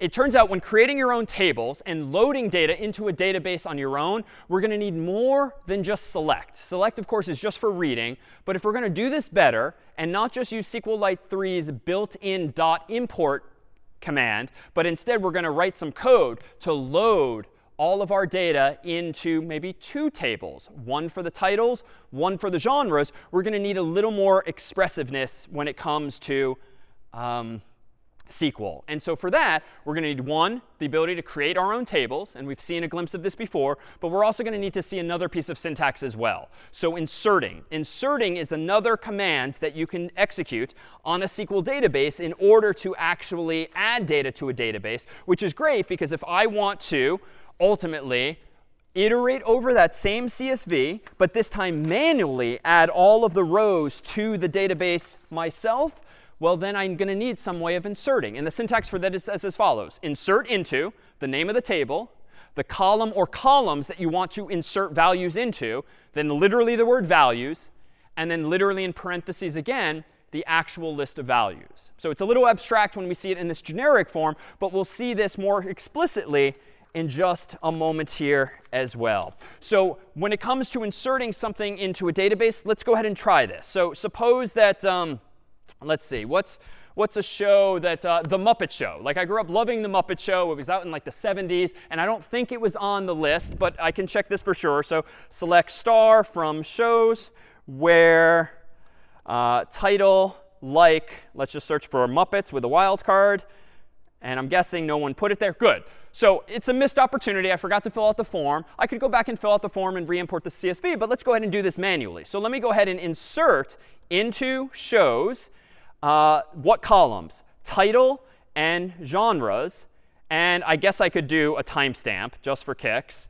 And then I'm going to insert what values. The values will be, well, I don't know, whatever time it is now. So I'm going to cheat there just rather than look up the date and the time. The title will be like The Muppet Show. And the genres will be, it was kind of a comedy. It was kind of a musical. So we'll kind of leave it at that, semicolon.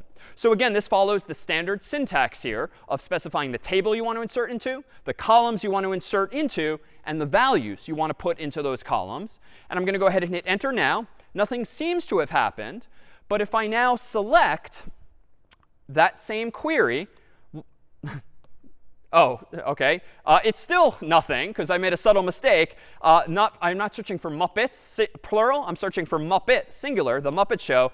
Voila, now you see my row in this database. And so insert would give us the ability now to insert new rows into the database. Suppose you want to update something. And maybe, you know, some of the Muppet shows were actually pretty dramatic. So how might we do that? Well, I can say update shows, set, let's see, genres equal to comedy, drama, musical, where title equals The Muppet Show. So again, I'll pull up the canonical syntax for this in a bit. But for now, just a little teaser, you can update things pretty simply. And even though it takes a little getting used to the syntax, it kind of does what it says. Update shows, set genres equal to this, where title equals that. And now I can go ahead and enter. If I go ahead and select the same thing, just like in a terminal window, you can go up and down. That's how I'm typing so quickly. I'm just going up and down to previous commands. Voila. Now I see that The Muppet Show is a comedy, a drama, and a musical.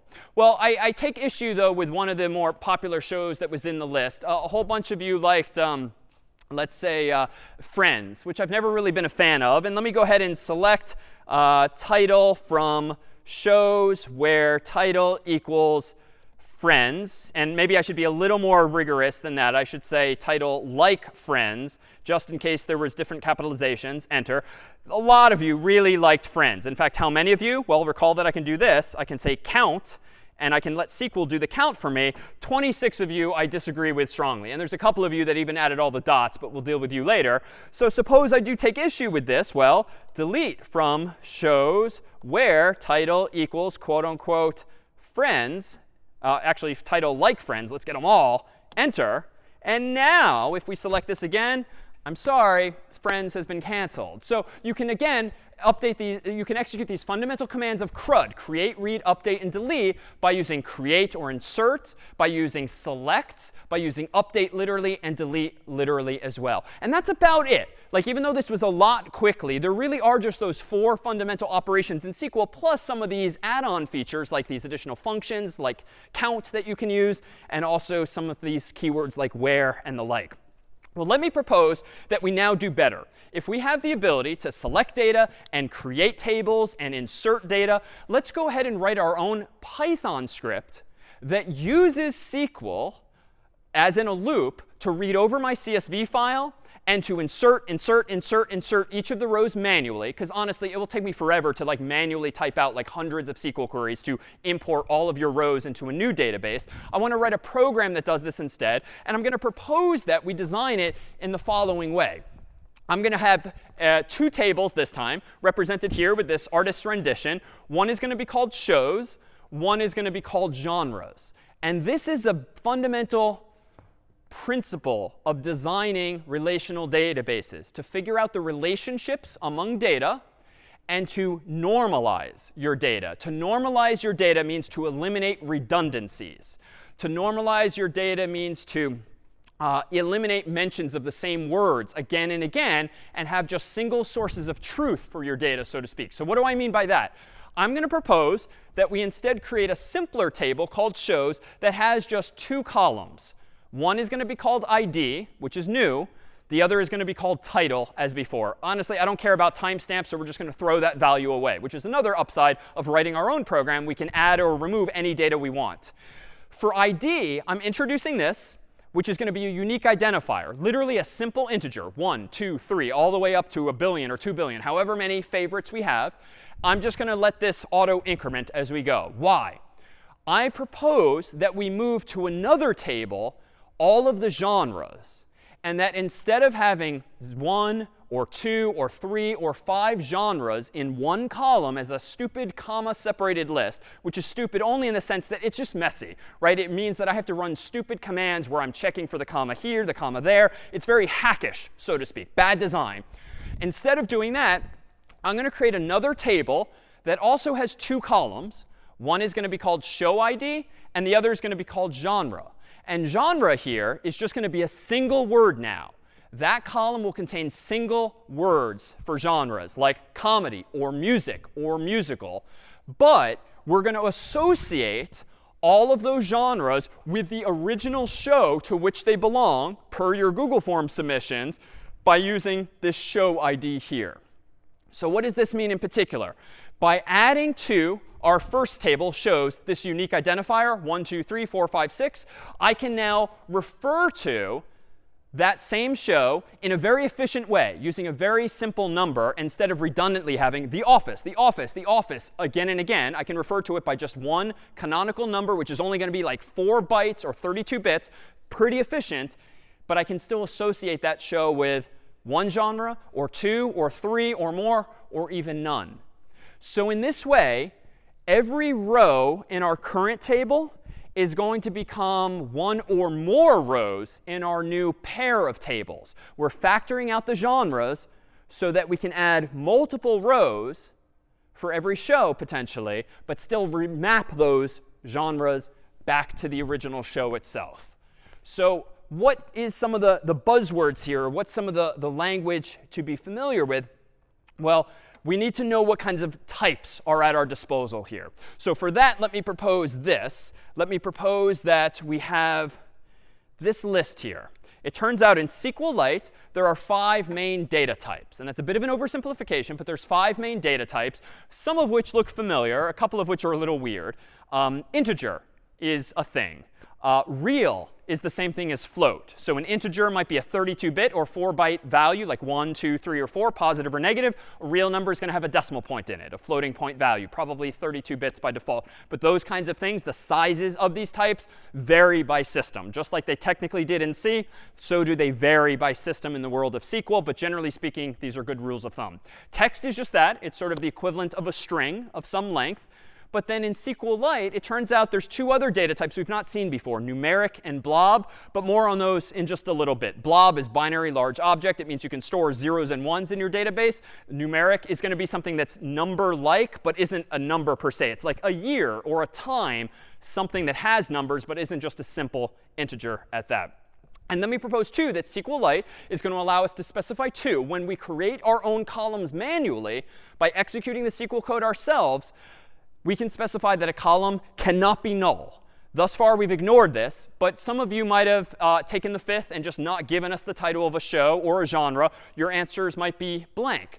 Some of you, maybe in registering for a website, don't want to provide information like where you live or your phone number. So a database in general sometimes does want to support null values, but you might want to say that it can't be null. A website probably needs your email address, needs your password, and a few other fields, but not everything. And there's another keyword in SQL, just so you've seen it, called unique, where you can additionally say that whatever values are in this column must be unique. So a website might also use that. If you want to make sure that the same email address can't register for your website multiple times, you just specify that the email column is unique. That way you can't put multiple people in with identical email addresses. So long story short, this is just more of the tools in our SQL toolkit, because we'll see some of these now indirectly. And the last piece of jargon we need before designing our own tables is going to be this.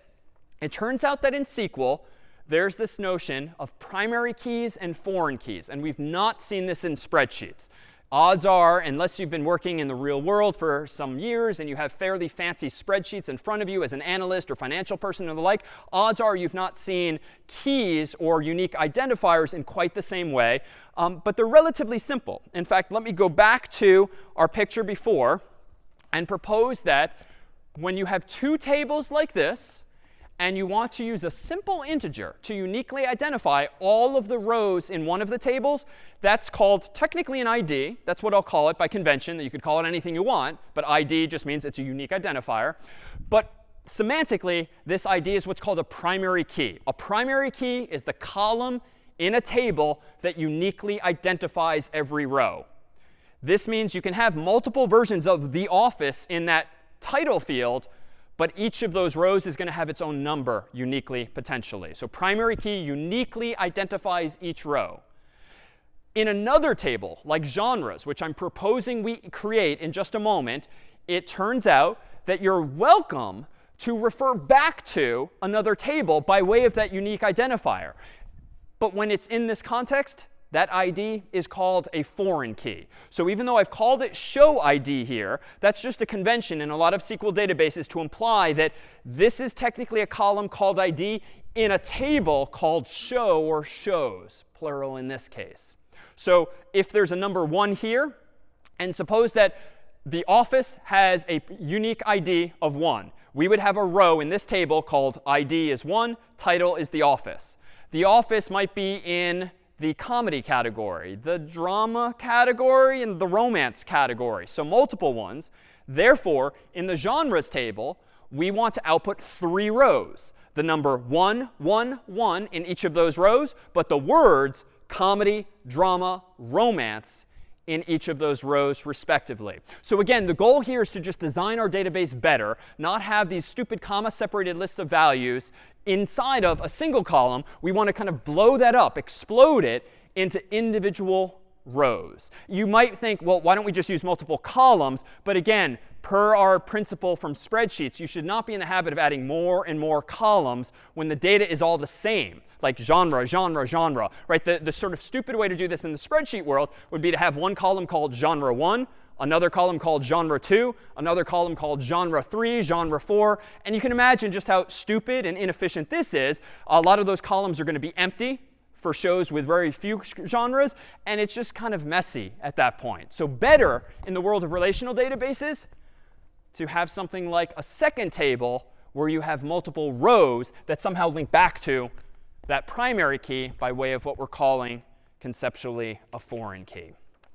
All right, so let's go ahead now and try to write this code. Let me go back to my IDE. Let me quit out of SQLite now. And let me just move away.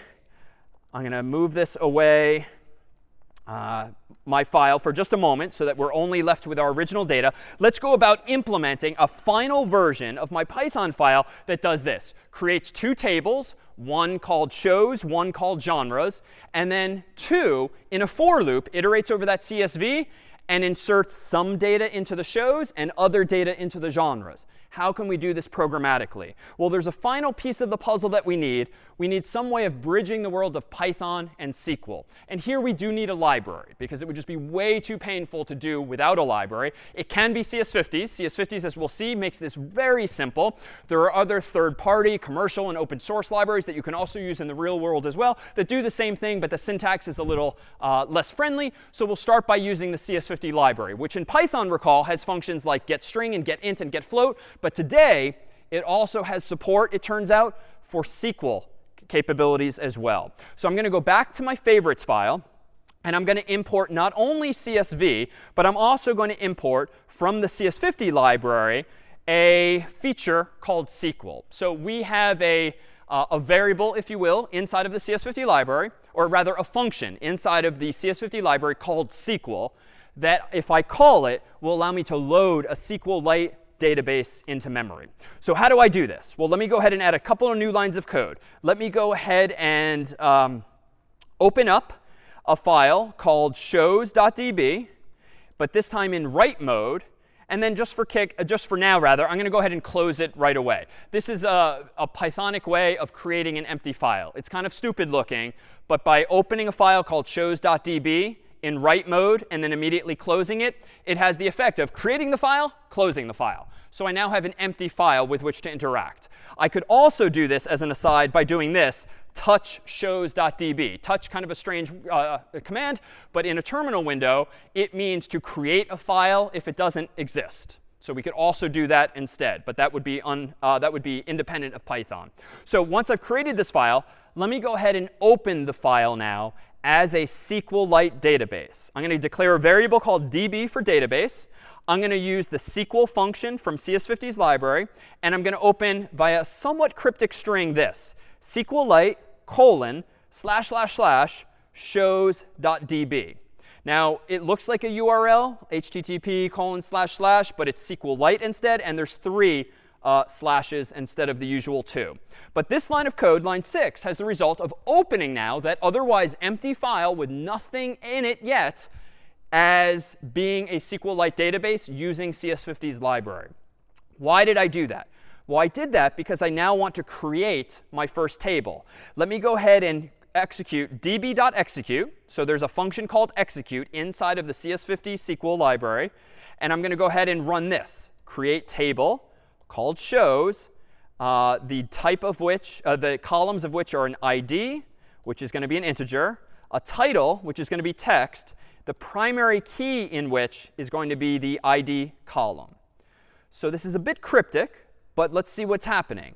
I seem to now, in line 8, be combining Python with SQL. And this is where now like programming gets really powerful, fancy, cool, difficult, whatever, however you want to perceive it. I can actually use one language inside of another. How? Well, SQL is just a bunch of textual commands. Up until now, I've been typing them out manually in this program called SQLite 3.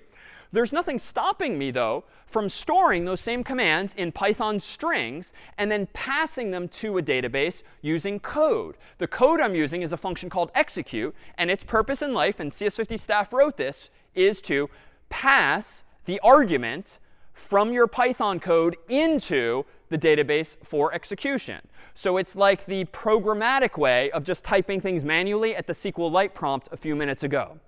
So that's going to go ahead and create my table called shows, in which I'm going to store all of those unique IDs and also the titles. And then let me do this again, db.execute, create table genres. And that's going to have a column called show ID, which is an integer also, genre, which is text, and lastly, it's going to have a foreign key. It's going to wrap onto it's going to wrap a little long here on show ID, which references the shows table ID. All right, so this is a lot. So let's just recap left to right. db execute is my Python function that executes any SQL I want. Create table genres creates a table called genres. The columns in that table will be something called show ID, which is an integer, and genre, which is a text field. But it's going to be one genre at a time, not multiple. And then here I'm specifying a foreign key will be the show ID column, which happens to refer back to the shows table's IDs column. It's a little cryptic, but all this is doing is implementing for us the equivalent of this picture here. I could have manually typed both of these SQL commands at that blinking prompt. But again, no. I want to write a program now in Python that creates the tables for me and now, more interestingly, loads the data into that database. So let's go ahead and do this now. I'm not going to select a title from the user because I want to import everything. I'm not going to use any counting or anything like that. So let's go ahead and just go inside of my loop as before. And this time, let's go ahead and, for row in reader, let's go ahead and get the current title as we've always done. But let's also, as always, go ahead and strip it of white space and capitalize it just to canonicalize it. And now I'm going to go ahead and execute, db execute, quote unquote, insert into shows the title column the value of quote unquote title. So I want to put the title here. It turns out that SQL libraries like ours supports one final piece of syntax, which is a placeholder.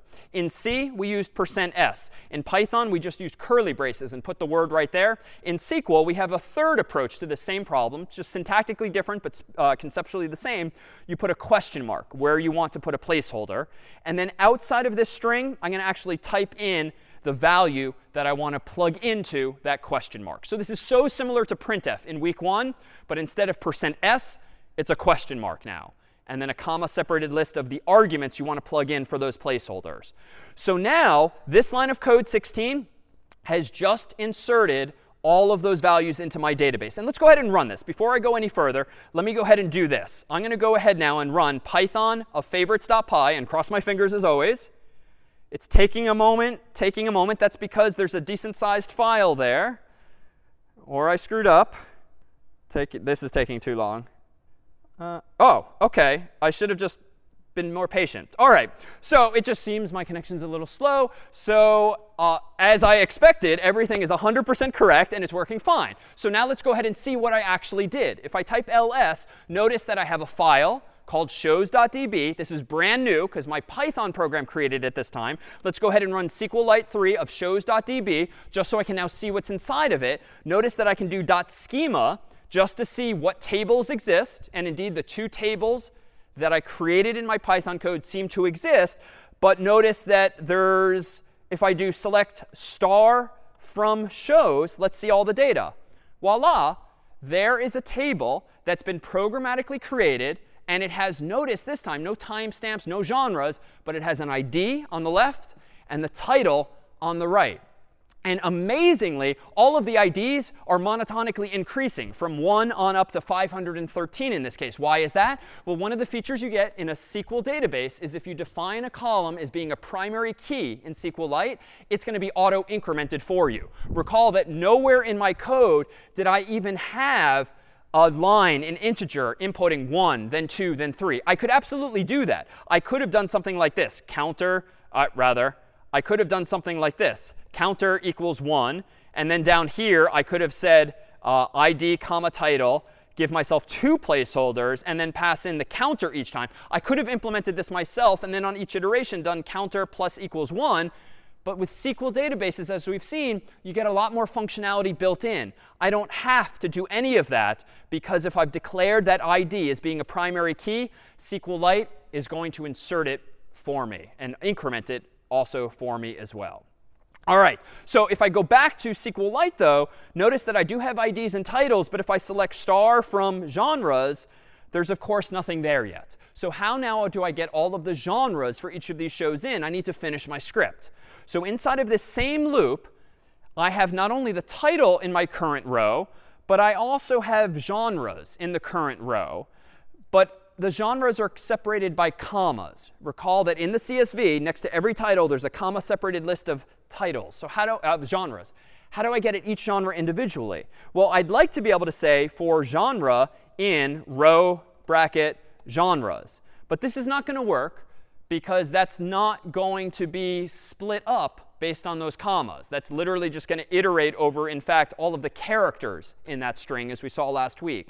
But it turns out that strings in Python have a fancy split function whereby I can split on a comma followed by a space. And what this function will do for me in Python is take a comma-separated list of genres and explode it, so to speak, split it on every comma space into a Python list containing genre after genre in an actual Python list a la square brackets. So now I can iterate over that list of individual genres. And inside of here, I can do db execute, insert into genres, show ID genre, the values, question mark, but, there's a problem. I can definitely plug in the current genre, which is this, but I need to put something here still.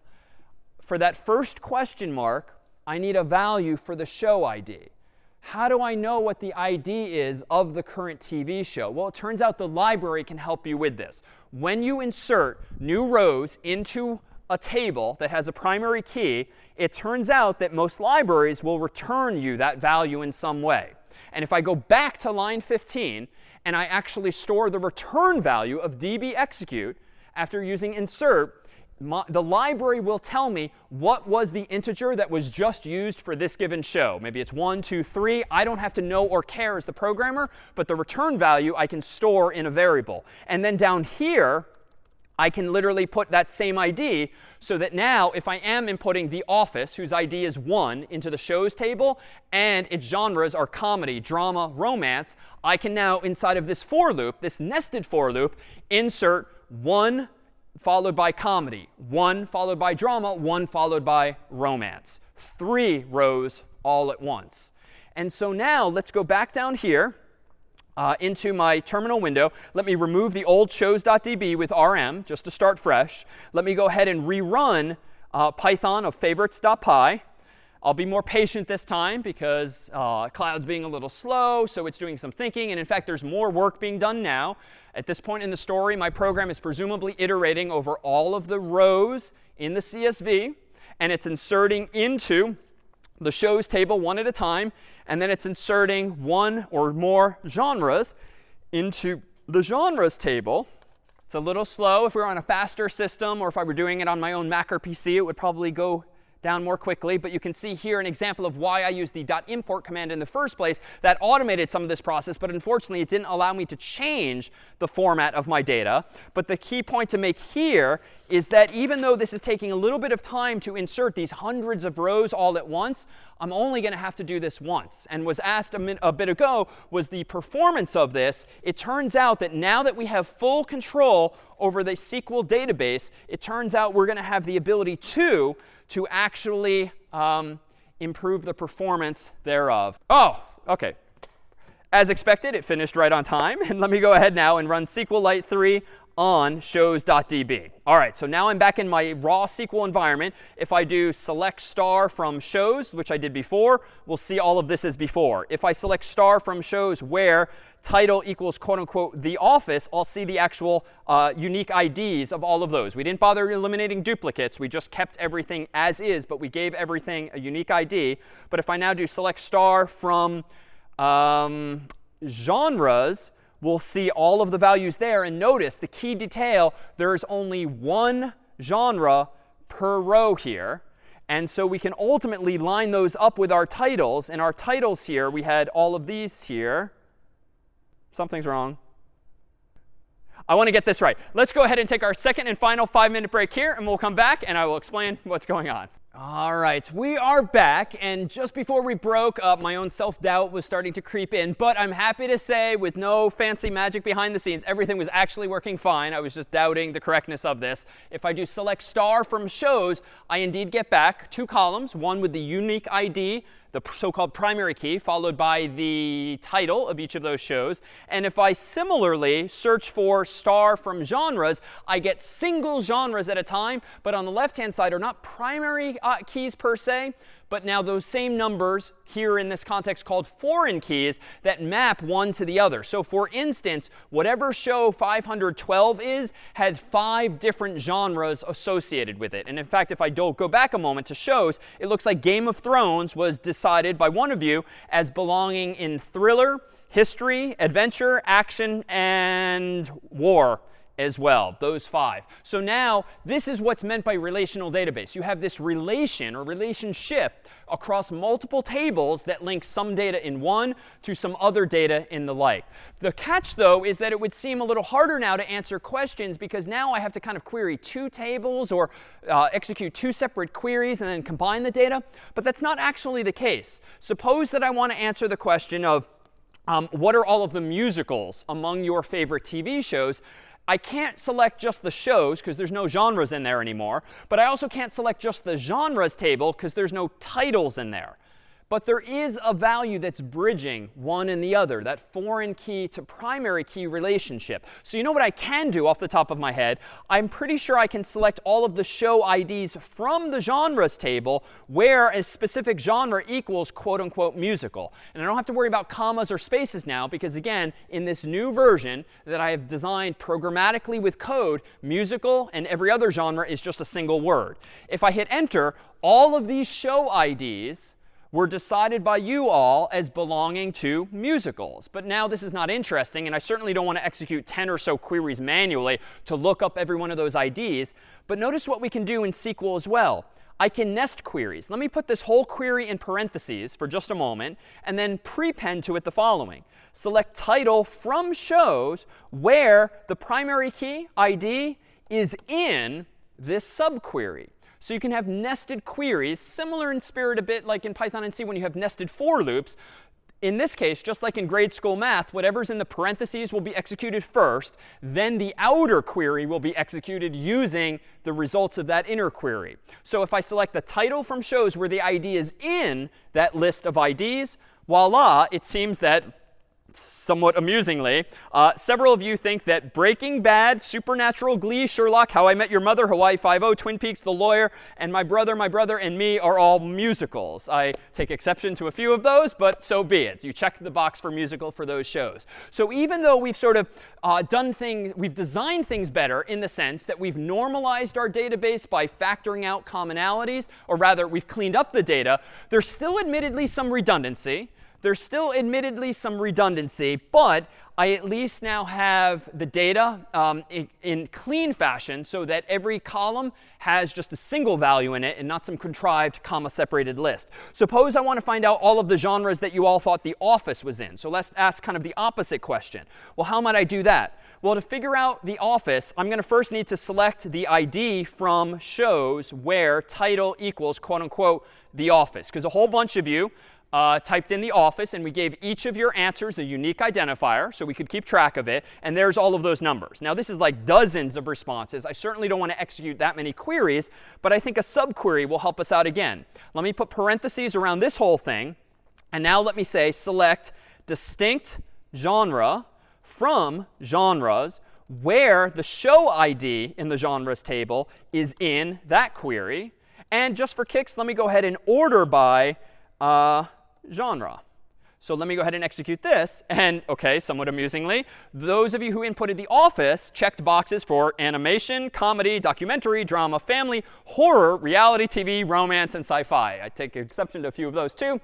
But this is what happens when you accept user input. So here again, we have with this SQL language the ability to express fairly succinctly, even though it's a lot of new features today, all at once what would otherwise take me a dozen or 2 lines in Python code to implement. And God knows how many lines of code and how many hours it would take me to implement something like this in C.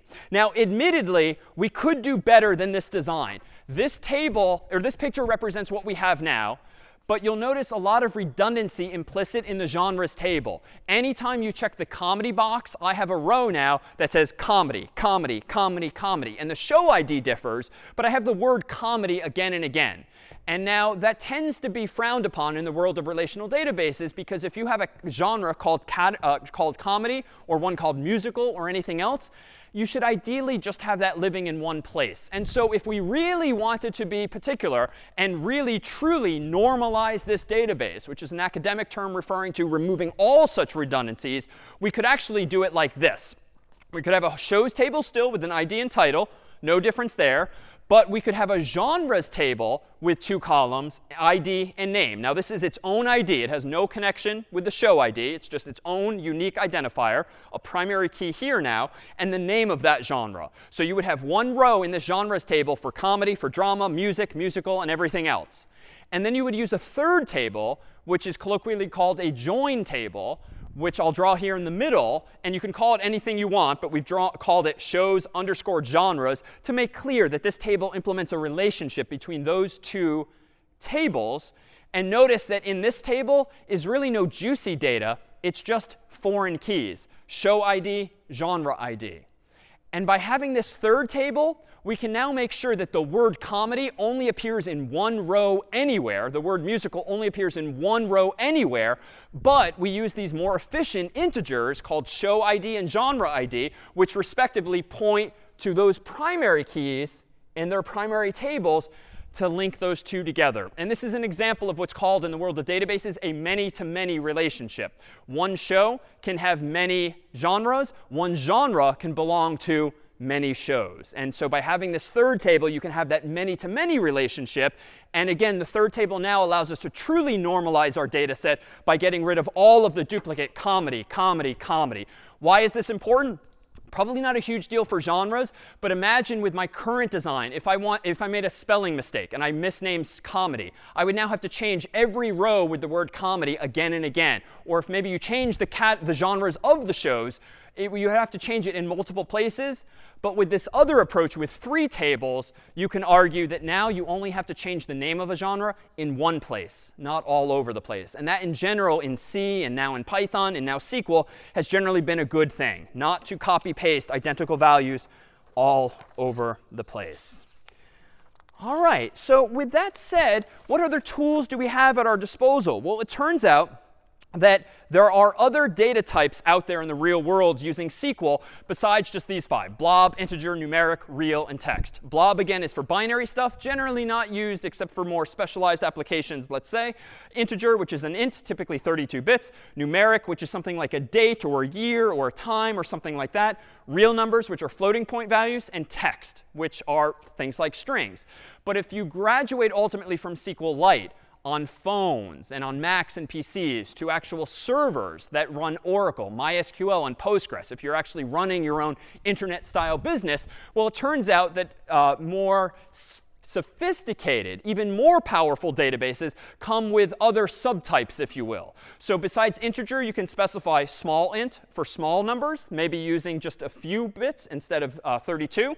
Integer itself, or big int, which uses 64 bits instead of 32. The Facebooks, the Twitters of the world need to use big ints a lot because they have so much data. You and I can get away with simple integers because we're not going to have more than 4 billion favorite TV shows in a class, certainly.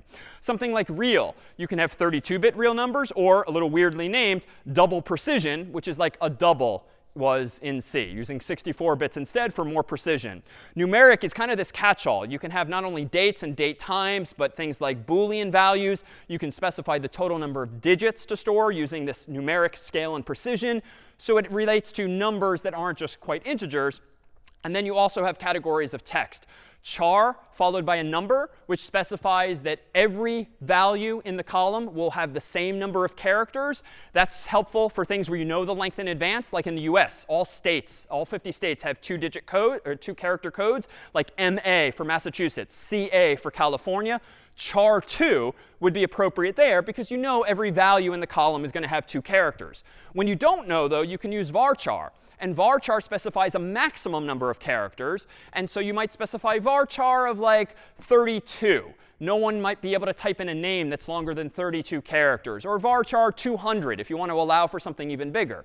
But this is germane to our real world experience with the web. If you've ever gone to a website, start filling out a form, and all of a sudden you can't type any more characters, your response is too long. Why is that? Well, one, the programmers just might not want you to keep expressing yourself in more detail, especially if it's like a complaint form on a customer service site. But pragmatically, it's probably because their database was designed to store a finite number of characters. And you have hit that threshold. And you certainly don't want to have a buffer overflow like in C. So the database will enforce a maximum value n. And then text is for even bigger chunks of text. If you're letting people copy paste their resumes or whole documents or even larger sets of text, you might use text instead. So let's then consider a real-world data set. Things get really interesting, and all of these very academic ideas and recommendations really come into play when we don't have hundreds of favorites, but when we have thousands instead. And so what I'm going to go ahead and do here is download a file here, which is a SQLite version of the IMDb, Internet Movie Database, that some of you might have used in website form in order to look up movies and ratings thereof and the like. And what we've done in advance is we wrote a script that downloaded all of that information in advance as CSV files. It turns out that Internet Movie Database, make it available, all of their data available as CSV files, tab separated values. And we went ahead and imported it with a script called shows.db as follows. So I'm going to go ahead in just a moment and open up shows.db, which is not the version I created earlier based on your favorites. This is now the version that we, the staff, created in advance by downloading hundreds of thousands of movies and TV shows and actors and directors from imdb.com under their license, and then imported into a SQLite database. So how can I see what's in here? Well, let me go ahead and type .schema recall, and you'll see a whole bunch of data therein. And in fact, in pictorial form, it actually looks like this. Here's a picture that just gives you the lay of the land. There's going to be a people table that has an ID for every person, a name, and their birth year. There's going to be a shows table, just like we've been talking, which is IDs, titles of shows. Also, though, the year that the show debuted and the number of episodes that the show had. Then there's going to be genres, similar in design to before. So we didn't go all out and factor it out into a third table. We just have some duplication here, admittedly, in genres. But then there's a ratings table. And here's where you can see why relational databases get interesting. You can have a ratings table storing ratings, like 1 to 5, but also associate those ratings with a show by way of its show ID. And then you can keep track of the number of votes that that show got. Writers, notice, is a separate table. And notice this is kind of cool. This table, per the arrows, relates to the shows table and the people table, because this is a join table. A foreign key of show ID and a foreign key of person ID refer to the shows table and the people table, respectively, so that a human person can be a writer for multiple shows. And one show can have multiple writers, another many-to-many relationship. And then lastly, stars, the actors in a show. Notice that this, too, is a join table. It's only got 2 foreign keys, a show ID and a person ID, that are referring back to those tables respectively. And here's where it really makes sense, a relational database. It would be pretty stupid and bad design if you had names of all of the directors and names of all of the writers and names of all of the stars of these shows in separate tables in duplicate, like Steve Carell, Steve Carell, Steve Carell. All of those actors and directors and writers and every other role in the business are just people at the end of the day. So in a relational database, the advice would be to put all of those people in a people table and then use primary and foreign keys to refer to relate them to these other types of tables. The catch is, though, that when we do this, it turns out that things can be slow when we have lots of data. So for instance, let me go into this. Let me go ahead and select star from shows, semicolon. That's a lot of data. It's pretty fast on my Mac. And I switched from the IDE to my Mac just to save time, because it's a little faster doing things locally instead of in the cloud. Let me go ahead and count the number of shows in this IMDb database by using count. 153,331 TV shows. So that's a lot. How about the count of people from the people table? 457,886 people who might be stars or writers or some other role as well. So this is a sizable data set. So let me go ahead and do something simple, though. Let me go ahead and select star from shows where title equals The Office. And this time, I don't have to worry about weird capitalization or spacing. This is IMDb. This is clean data from an authoritative source. Notice that there's actually different versions of The Office. You probably know the UK one and the US one. There's other shows that are unrelated to that particular type of show, but each of them is distinguished, notice, by the year here. All right, so that's kind of a lot. And let's do this again. Let me go ahead and turn on a feature temporarily just to time this query by turning on a timer in this program. And let me run it again. It looks like it took 0.012 seconds of real time to do that search. That's pretty fast. I barely noticed, certainly because it's so fast.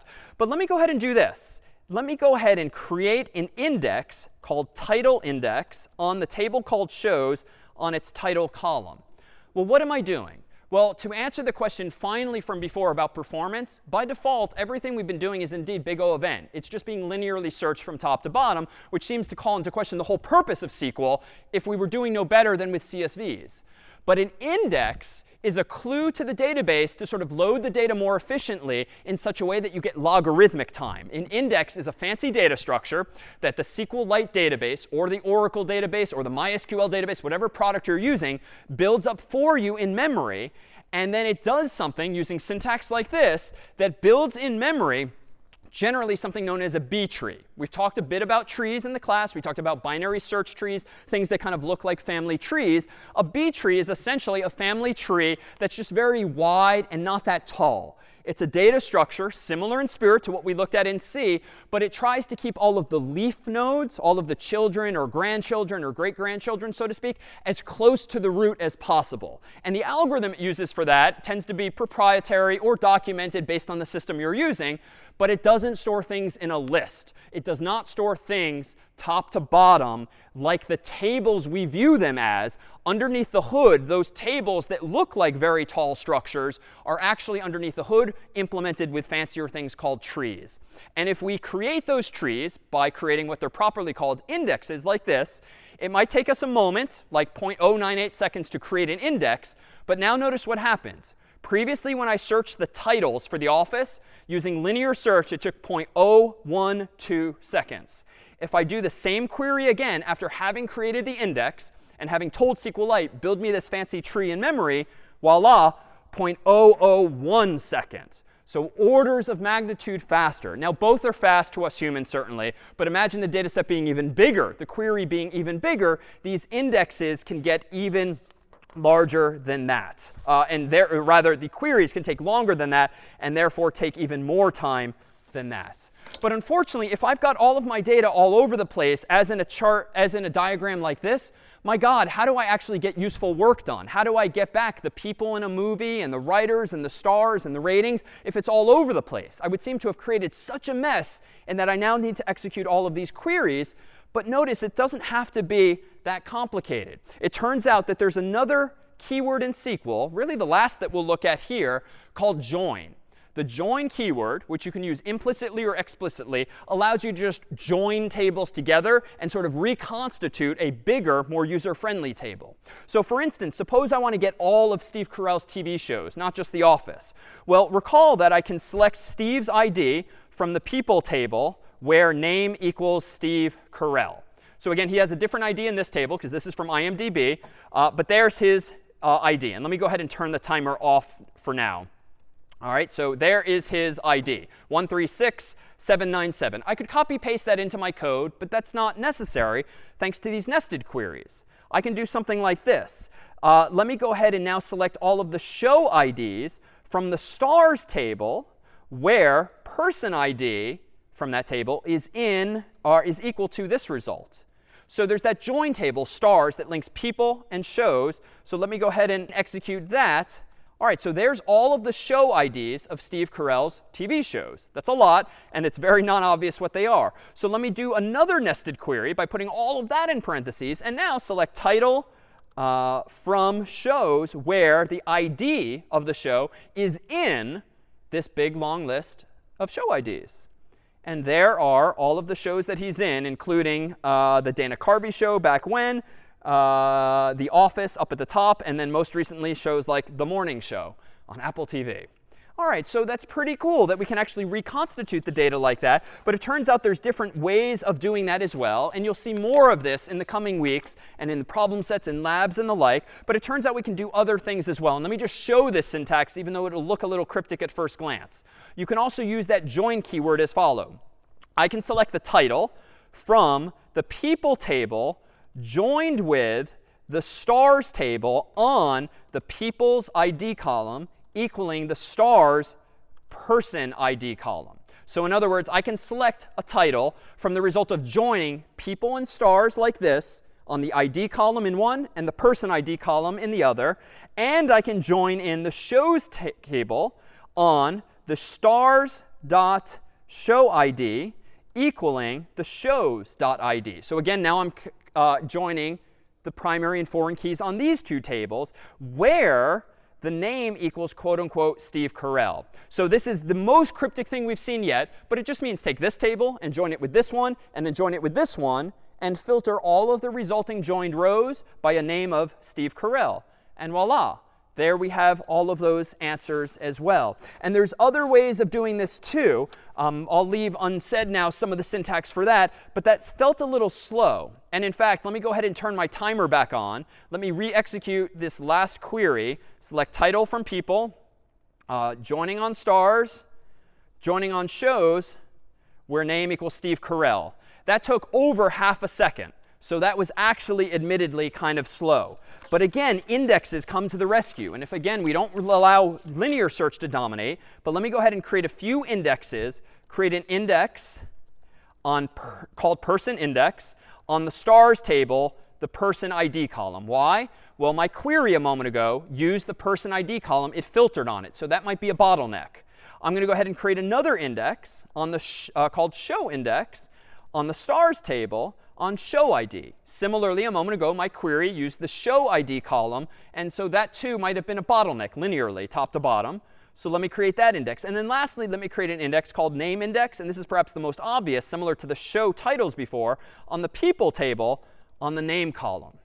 And that, too, took a moment. Now, in total, this took like almost a full second. But these indexes only get created once. They get maintained automatically over time. But you don't incur this with every query. Now let me do my select again. Let me select title from people, joining the stars table, joining the shows table, where name equals Steve Carell, boom, 0.001 seconds. That was an order of magnitude faster than the more than half a second it took us a little bit ago. So here, too, you see the power of a relational database.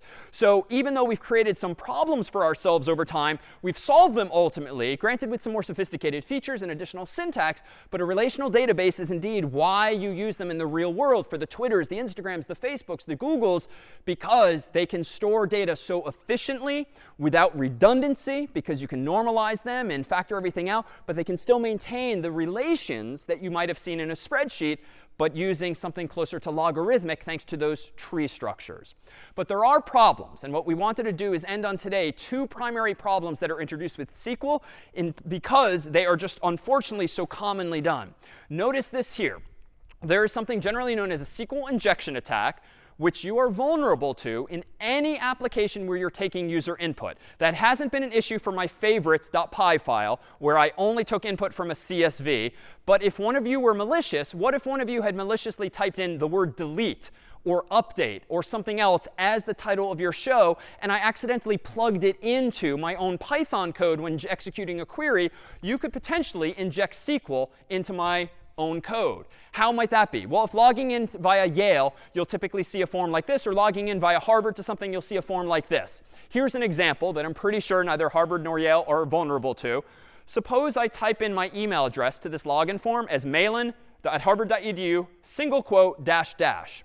It turns out in SQL, dash dash is the symbol for commenting, if you want to comment something out.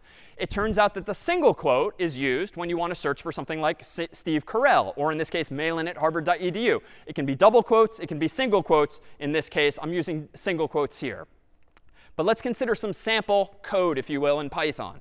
Here's a line of code that I propose might exist in the back end for Harvard's authentication or Yale's or anyone else's.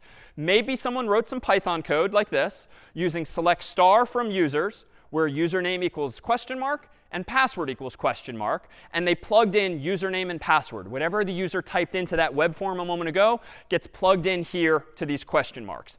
This is good. This is good code because you're using the SQL question marks. So if you literally just do what we preach today and use these question mark placeholders, you are safe from SQL injection attacks. Unfortunately, there are too many developers in the world that don't practice this or don't realize this or do forget this. If you instead resort to Python approaches like this, where you use an F string instead, which might be your instincts after last week, because they're wonderfully convenient with the curly braces and all. Suppose that you literally plug in username and password, not with the question mark placeholders, but just literally in between those curly braces. Watch what happens if my username, malan@harvard.edu, was actually typed in by me maliciously as malan@harvard.edu single quote dash dash. That would have the effect of tricking this Python code into doing essentially this. Let me do a find and replace. It would trick Python into executing username equals quote malan@harvard.edu quote dash dash and then other stuff. Unfortunately, the dash dash again means comment, which means you could maybe trick a server into ignoring the whole password part of this SQL query. And if the SQL query's purpose in life is to check, is this username and password valid, so that you can decide to log the user in or to say, no, you're not authorized, well, by essentially commenting out everything related to password, notice what I've done. I've just now theoretically logged myself in as malan@harvard.edu without even knowing or inputting a password, because I injected SQL syntax, the quote and the dash dash, into my query, tricking the server into just ignoring the password equality check. And so it turns out that db execute, when you execute an insert, it returns to you, as said, the ID of the newly inserted row. When you use db execute to select rows from a database table, it returns to you a list of rows, each of which is a dictionary. So this is now pseudocode down here with my comment. But if you get back one row, that would seem to imply that there is a user named malan@harvard.edu. Don't know what his password is, because whoever this person is maliciously tricked the server into ignoring that syntax. So SQL injection attacks are unfortunately one of the most common attacks against SQL databases. They are completely preventable if you simply use placeholders and use libraries, whether it's CS50s or other third-party libraries that you may use down the road. A common meme on the internet is this picture here. If we zoom in on this person's license plate, or where the license plate should be, this is an example of someone theoretically trying to trick some camera on the highway into like dropping the whole database. Drop is another keyword in SQL that deletes a database table. And this person was either intentionally or just humorously trying to trick it into executing SQL by using syntax like this. So characters like single quotes, dash dash, semicolons are all potentially dangerous characters in SQL if they're passed through unchanged to the database. A very popular XKCD comic, let me give you a moment to just read this, is another well-known meme of sorts now in computer science, if you'd like to read this one on your own. But henceforth, you are now in the family of educated learners who know who little Bobby Tables is. Unfortunately, it's dead silence in here, so I can't tell if anyone is actually laughing at this joke. But anyhow, this is a very well-known meme. So if you're a computer scientist who knows SQL, you know this one. And there's one last problem we'd like to introduce, if you don't mind just a couple final moments here. And that is a fundamental problem in computing called race conditions, which for the first time is now manifest in our discussion of SQL. It turns out that SQL and SQL databases are very often used again in the real world for very high-performing applications. And by that I mean, again, the Googles, the Facebooks, the Twitters of the world, where lots and lots of data is coming into servers all at once. And case in point, some of you might have clicked like on this egg some time ago. This is the most liked Instagram post ever. As of last night, it was up to like 50+ million likes. Well eclipsed Kim Kardashian's previous post, which is still at like 18 million or so. This is to say, this is a hard problem to solve. This notion of likes coming in at such an incredible rate. Because suppose that, long story short, Instagram actually has a server with a SQL database, and they have code in Python or C++ or whatever language that's talking to that database. And suppose that they have code that's trying to increment the total number of likes. Well, how might this work logically? Well, in order to increment the number of likes that a picture like this egg has, you might first select from the database the current number of likes for the ID of that egg photograph. Then you might add 1 to it. Then you might update the database. And I didn't use it before, but just like there's insert and delete, there's update as well. So you might update the database with the new count plus 1. So the code for that might look a little something like this. 3 lines of code using CS50's library here, where you execute select likes from posts where ID equals question mark, where ID is the unique identifier for that egg. And then I'm storing the result in a rows variable, which again I claim is a list of rows. I'm going to go into the first row. So that's rows bracket 0. And I'm going to go into the likes column to get the actual number. And that number I'm going to store in a variable called likes. So this is going to be like 50 million. And I want it to go to 50,000,001. So how do I do that? Well, I execute on the database, update, posts, set, likes equal to question mark. And then I just plug in likes plus 1. The problem, though, with the Instagrams and Googles and Twitters of the world is that they don't just have one server. They have many, thousands of servers. And all of those servers might in parallel be receiving clicks from you and I on the internet. And those clicks translate into this code getting executed, executed, executed. And the problem is that when you have 3 lines of code, and suppose Brian and I click on that egg at roughly the same time, my 3 lines might not get executed before his 3 lines or vice versa. They might get commingled chronologically. My first line might get executed, then Brian's first line might get executed. My second line might get executed, Brian's second line. So they might get interspersed on different servers or just temporarily in time chronologically. That's problematic because suppose Brian and I click on that egg roughly at the same time, and we get back the same answer to the select query, 50 million is the current count. Then our next lines of code execute on the servers we happen to be on, which adds 1 to the likes. The server might accidentally end up updating the row for the egg with 50,000,001 both times. Because the fundamental problem is if my code executes while Brian code's executes, we are both checking the value of a variable at essentially the same time. And we are both then making a conclusion. Oh, the current likes are 50 million. We are then making a decision. Let's add 1 to 50 million. We are then updating the value with 50,000,001. The problem is, though, that really, if Brian's code or the server he happens to be connected to on Instagram happens to have selected the number of likes first, he should be allowed to finish the code that's being executed so that when I select it, I see 50,000,001 and I add 1 to that, so the new count is 50,000,002. This is what's known as a race condition. When you write code in a multi-server, or fancily known as a multi-threaded environment, lines of code chronologically can get commingled on different servers at any given time. The problem fundamentally derives from the fact that if Brian's server is in the middle of checking the state of a variable, I should be locked out. I should not be allowed to click on that button at the same time, or my code should not be allowed to execute logically. So there is a solution when you have to write code like this, as is common for Twitter and Instagram and Facebook and the like, to use what are called transactions. Transactions add some few new pieces of syntax that we won't dwell on today and you won't need to use in the coming days, but they do solve a fundamentally hard problem.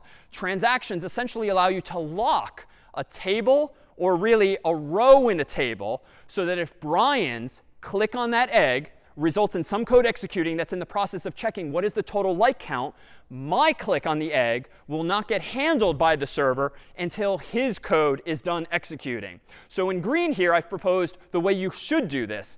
You shouldn't just execute the middle 3 lines. You, being in Facebook in this case, Instagram, should execute begin transaction first, then commit the transaction at the end. And the design of transactions is that all of the lines in between will either succeed altogether or fail altogether. The database won't get into this funky state where we start losing track of likes on eggs. And though this has not been an issue in recent years, back in the day when Twitter was first getting started, Twitter was super popular and super offline a lot of the time. There was this thing called a fail whale, which is like the picture they showed on their website when they were getting too much traffic to handle. That was because when people are liking and tweeting and retweeting things, it's a huge amount of data coming in. And it turns out it's very hard to solve these problems. But locking the database table or the rows with these transactions is one way fundamentally to solve this. And on our final extra time today, we thought we would play this out in the same example that I was taught transactions in some years ago. Suppose that the scenario at hand is that you and your roommates have a nice dorm fridge, and you're all in the habit of drinking lots of milk. And you want to be able to drink some milk, but you go to the fridge like I'm about to here, and you realize, uh-oh, we're out of milk. And so now I am inspecting the state of this refrigerator, which is quite old, but also quite empty. And the state of this variable being empty tells me that I should go to CVS and buy some more milk. So what do I then do? I'm presumably going to close the fridge and I'm going to go and leave and go head to CVS. Unfortunately, the same problem arises that will act out here in our final 60 or so seconds together, whereby if Brian now, my roommate in this story, also wants some milk, he comes by when I'm already headed to the store, inspects the state of the fridge, and realizes, oh, we're out of milk, so he nicely will go restock as well. So let's see how this plays out, and we'll see if there isn't a similar analogous solution. So I've checked the state of the variable. We're indeed out of milk. I'll be right back. Just going to go to CVS.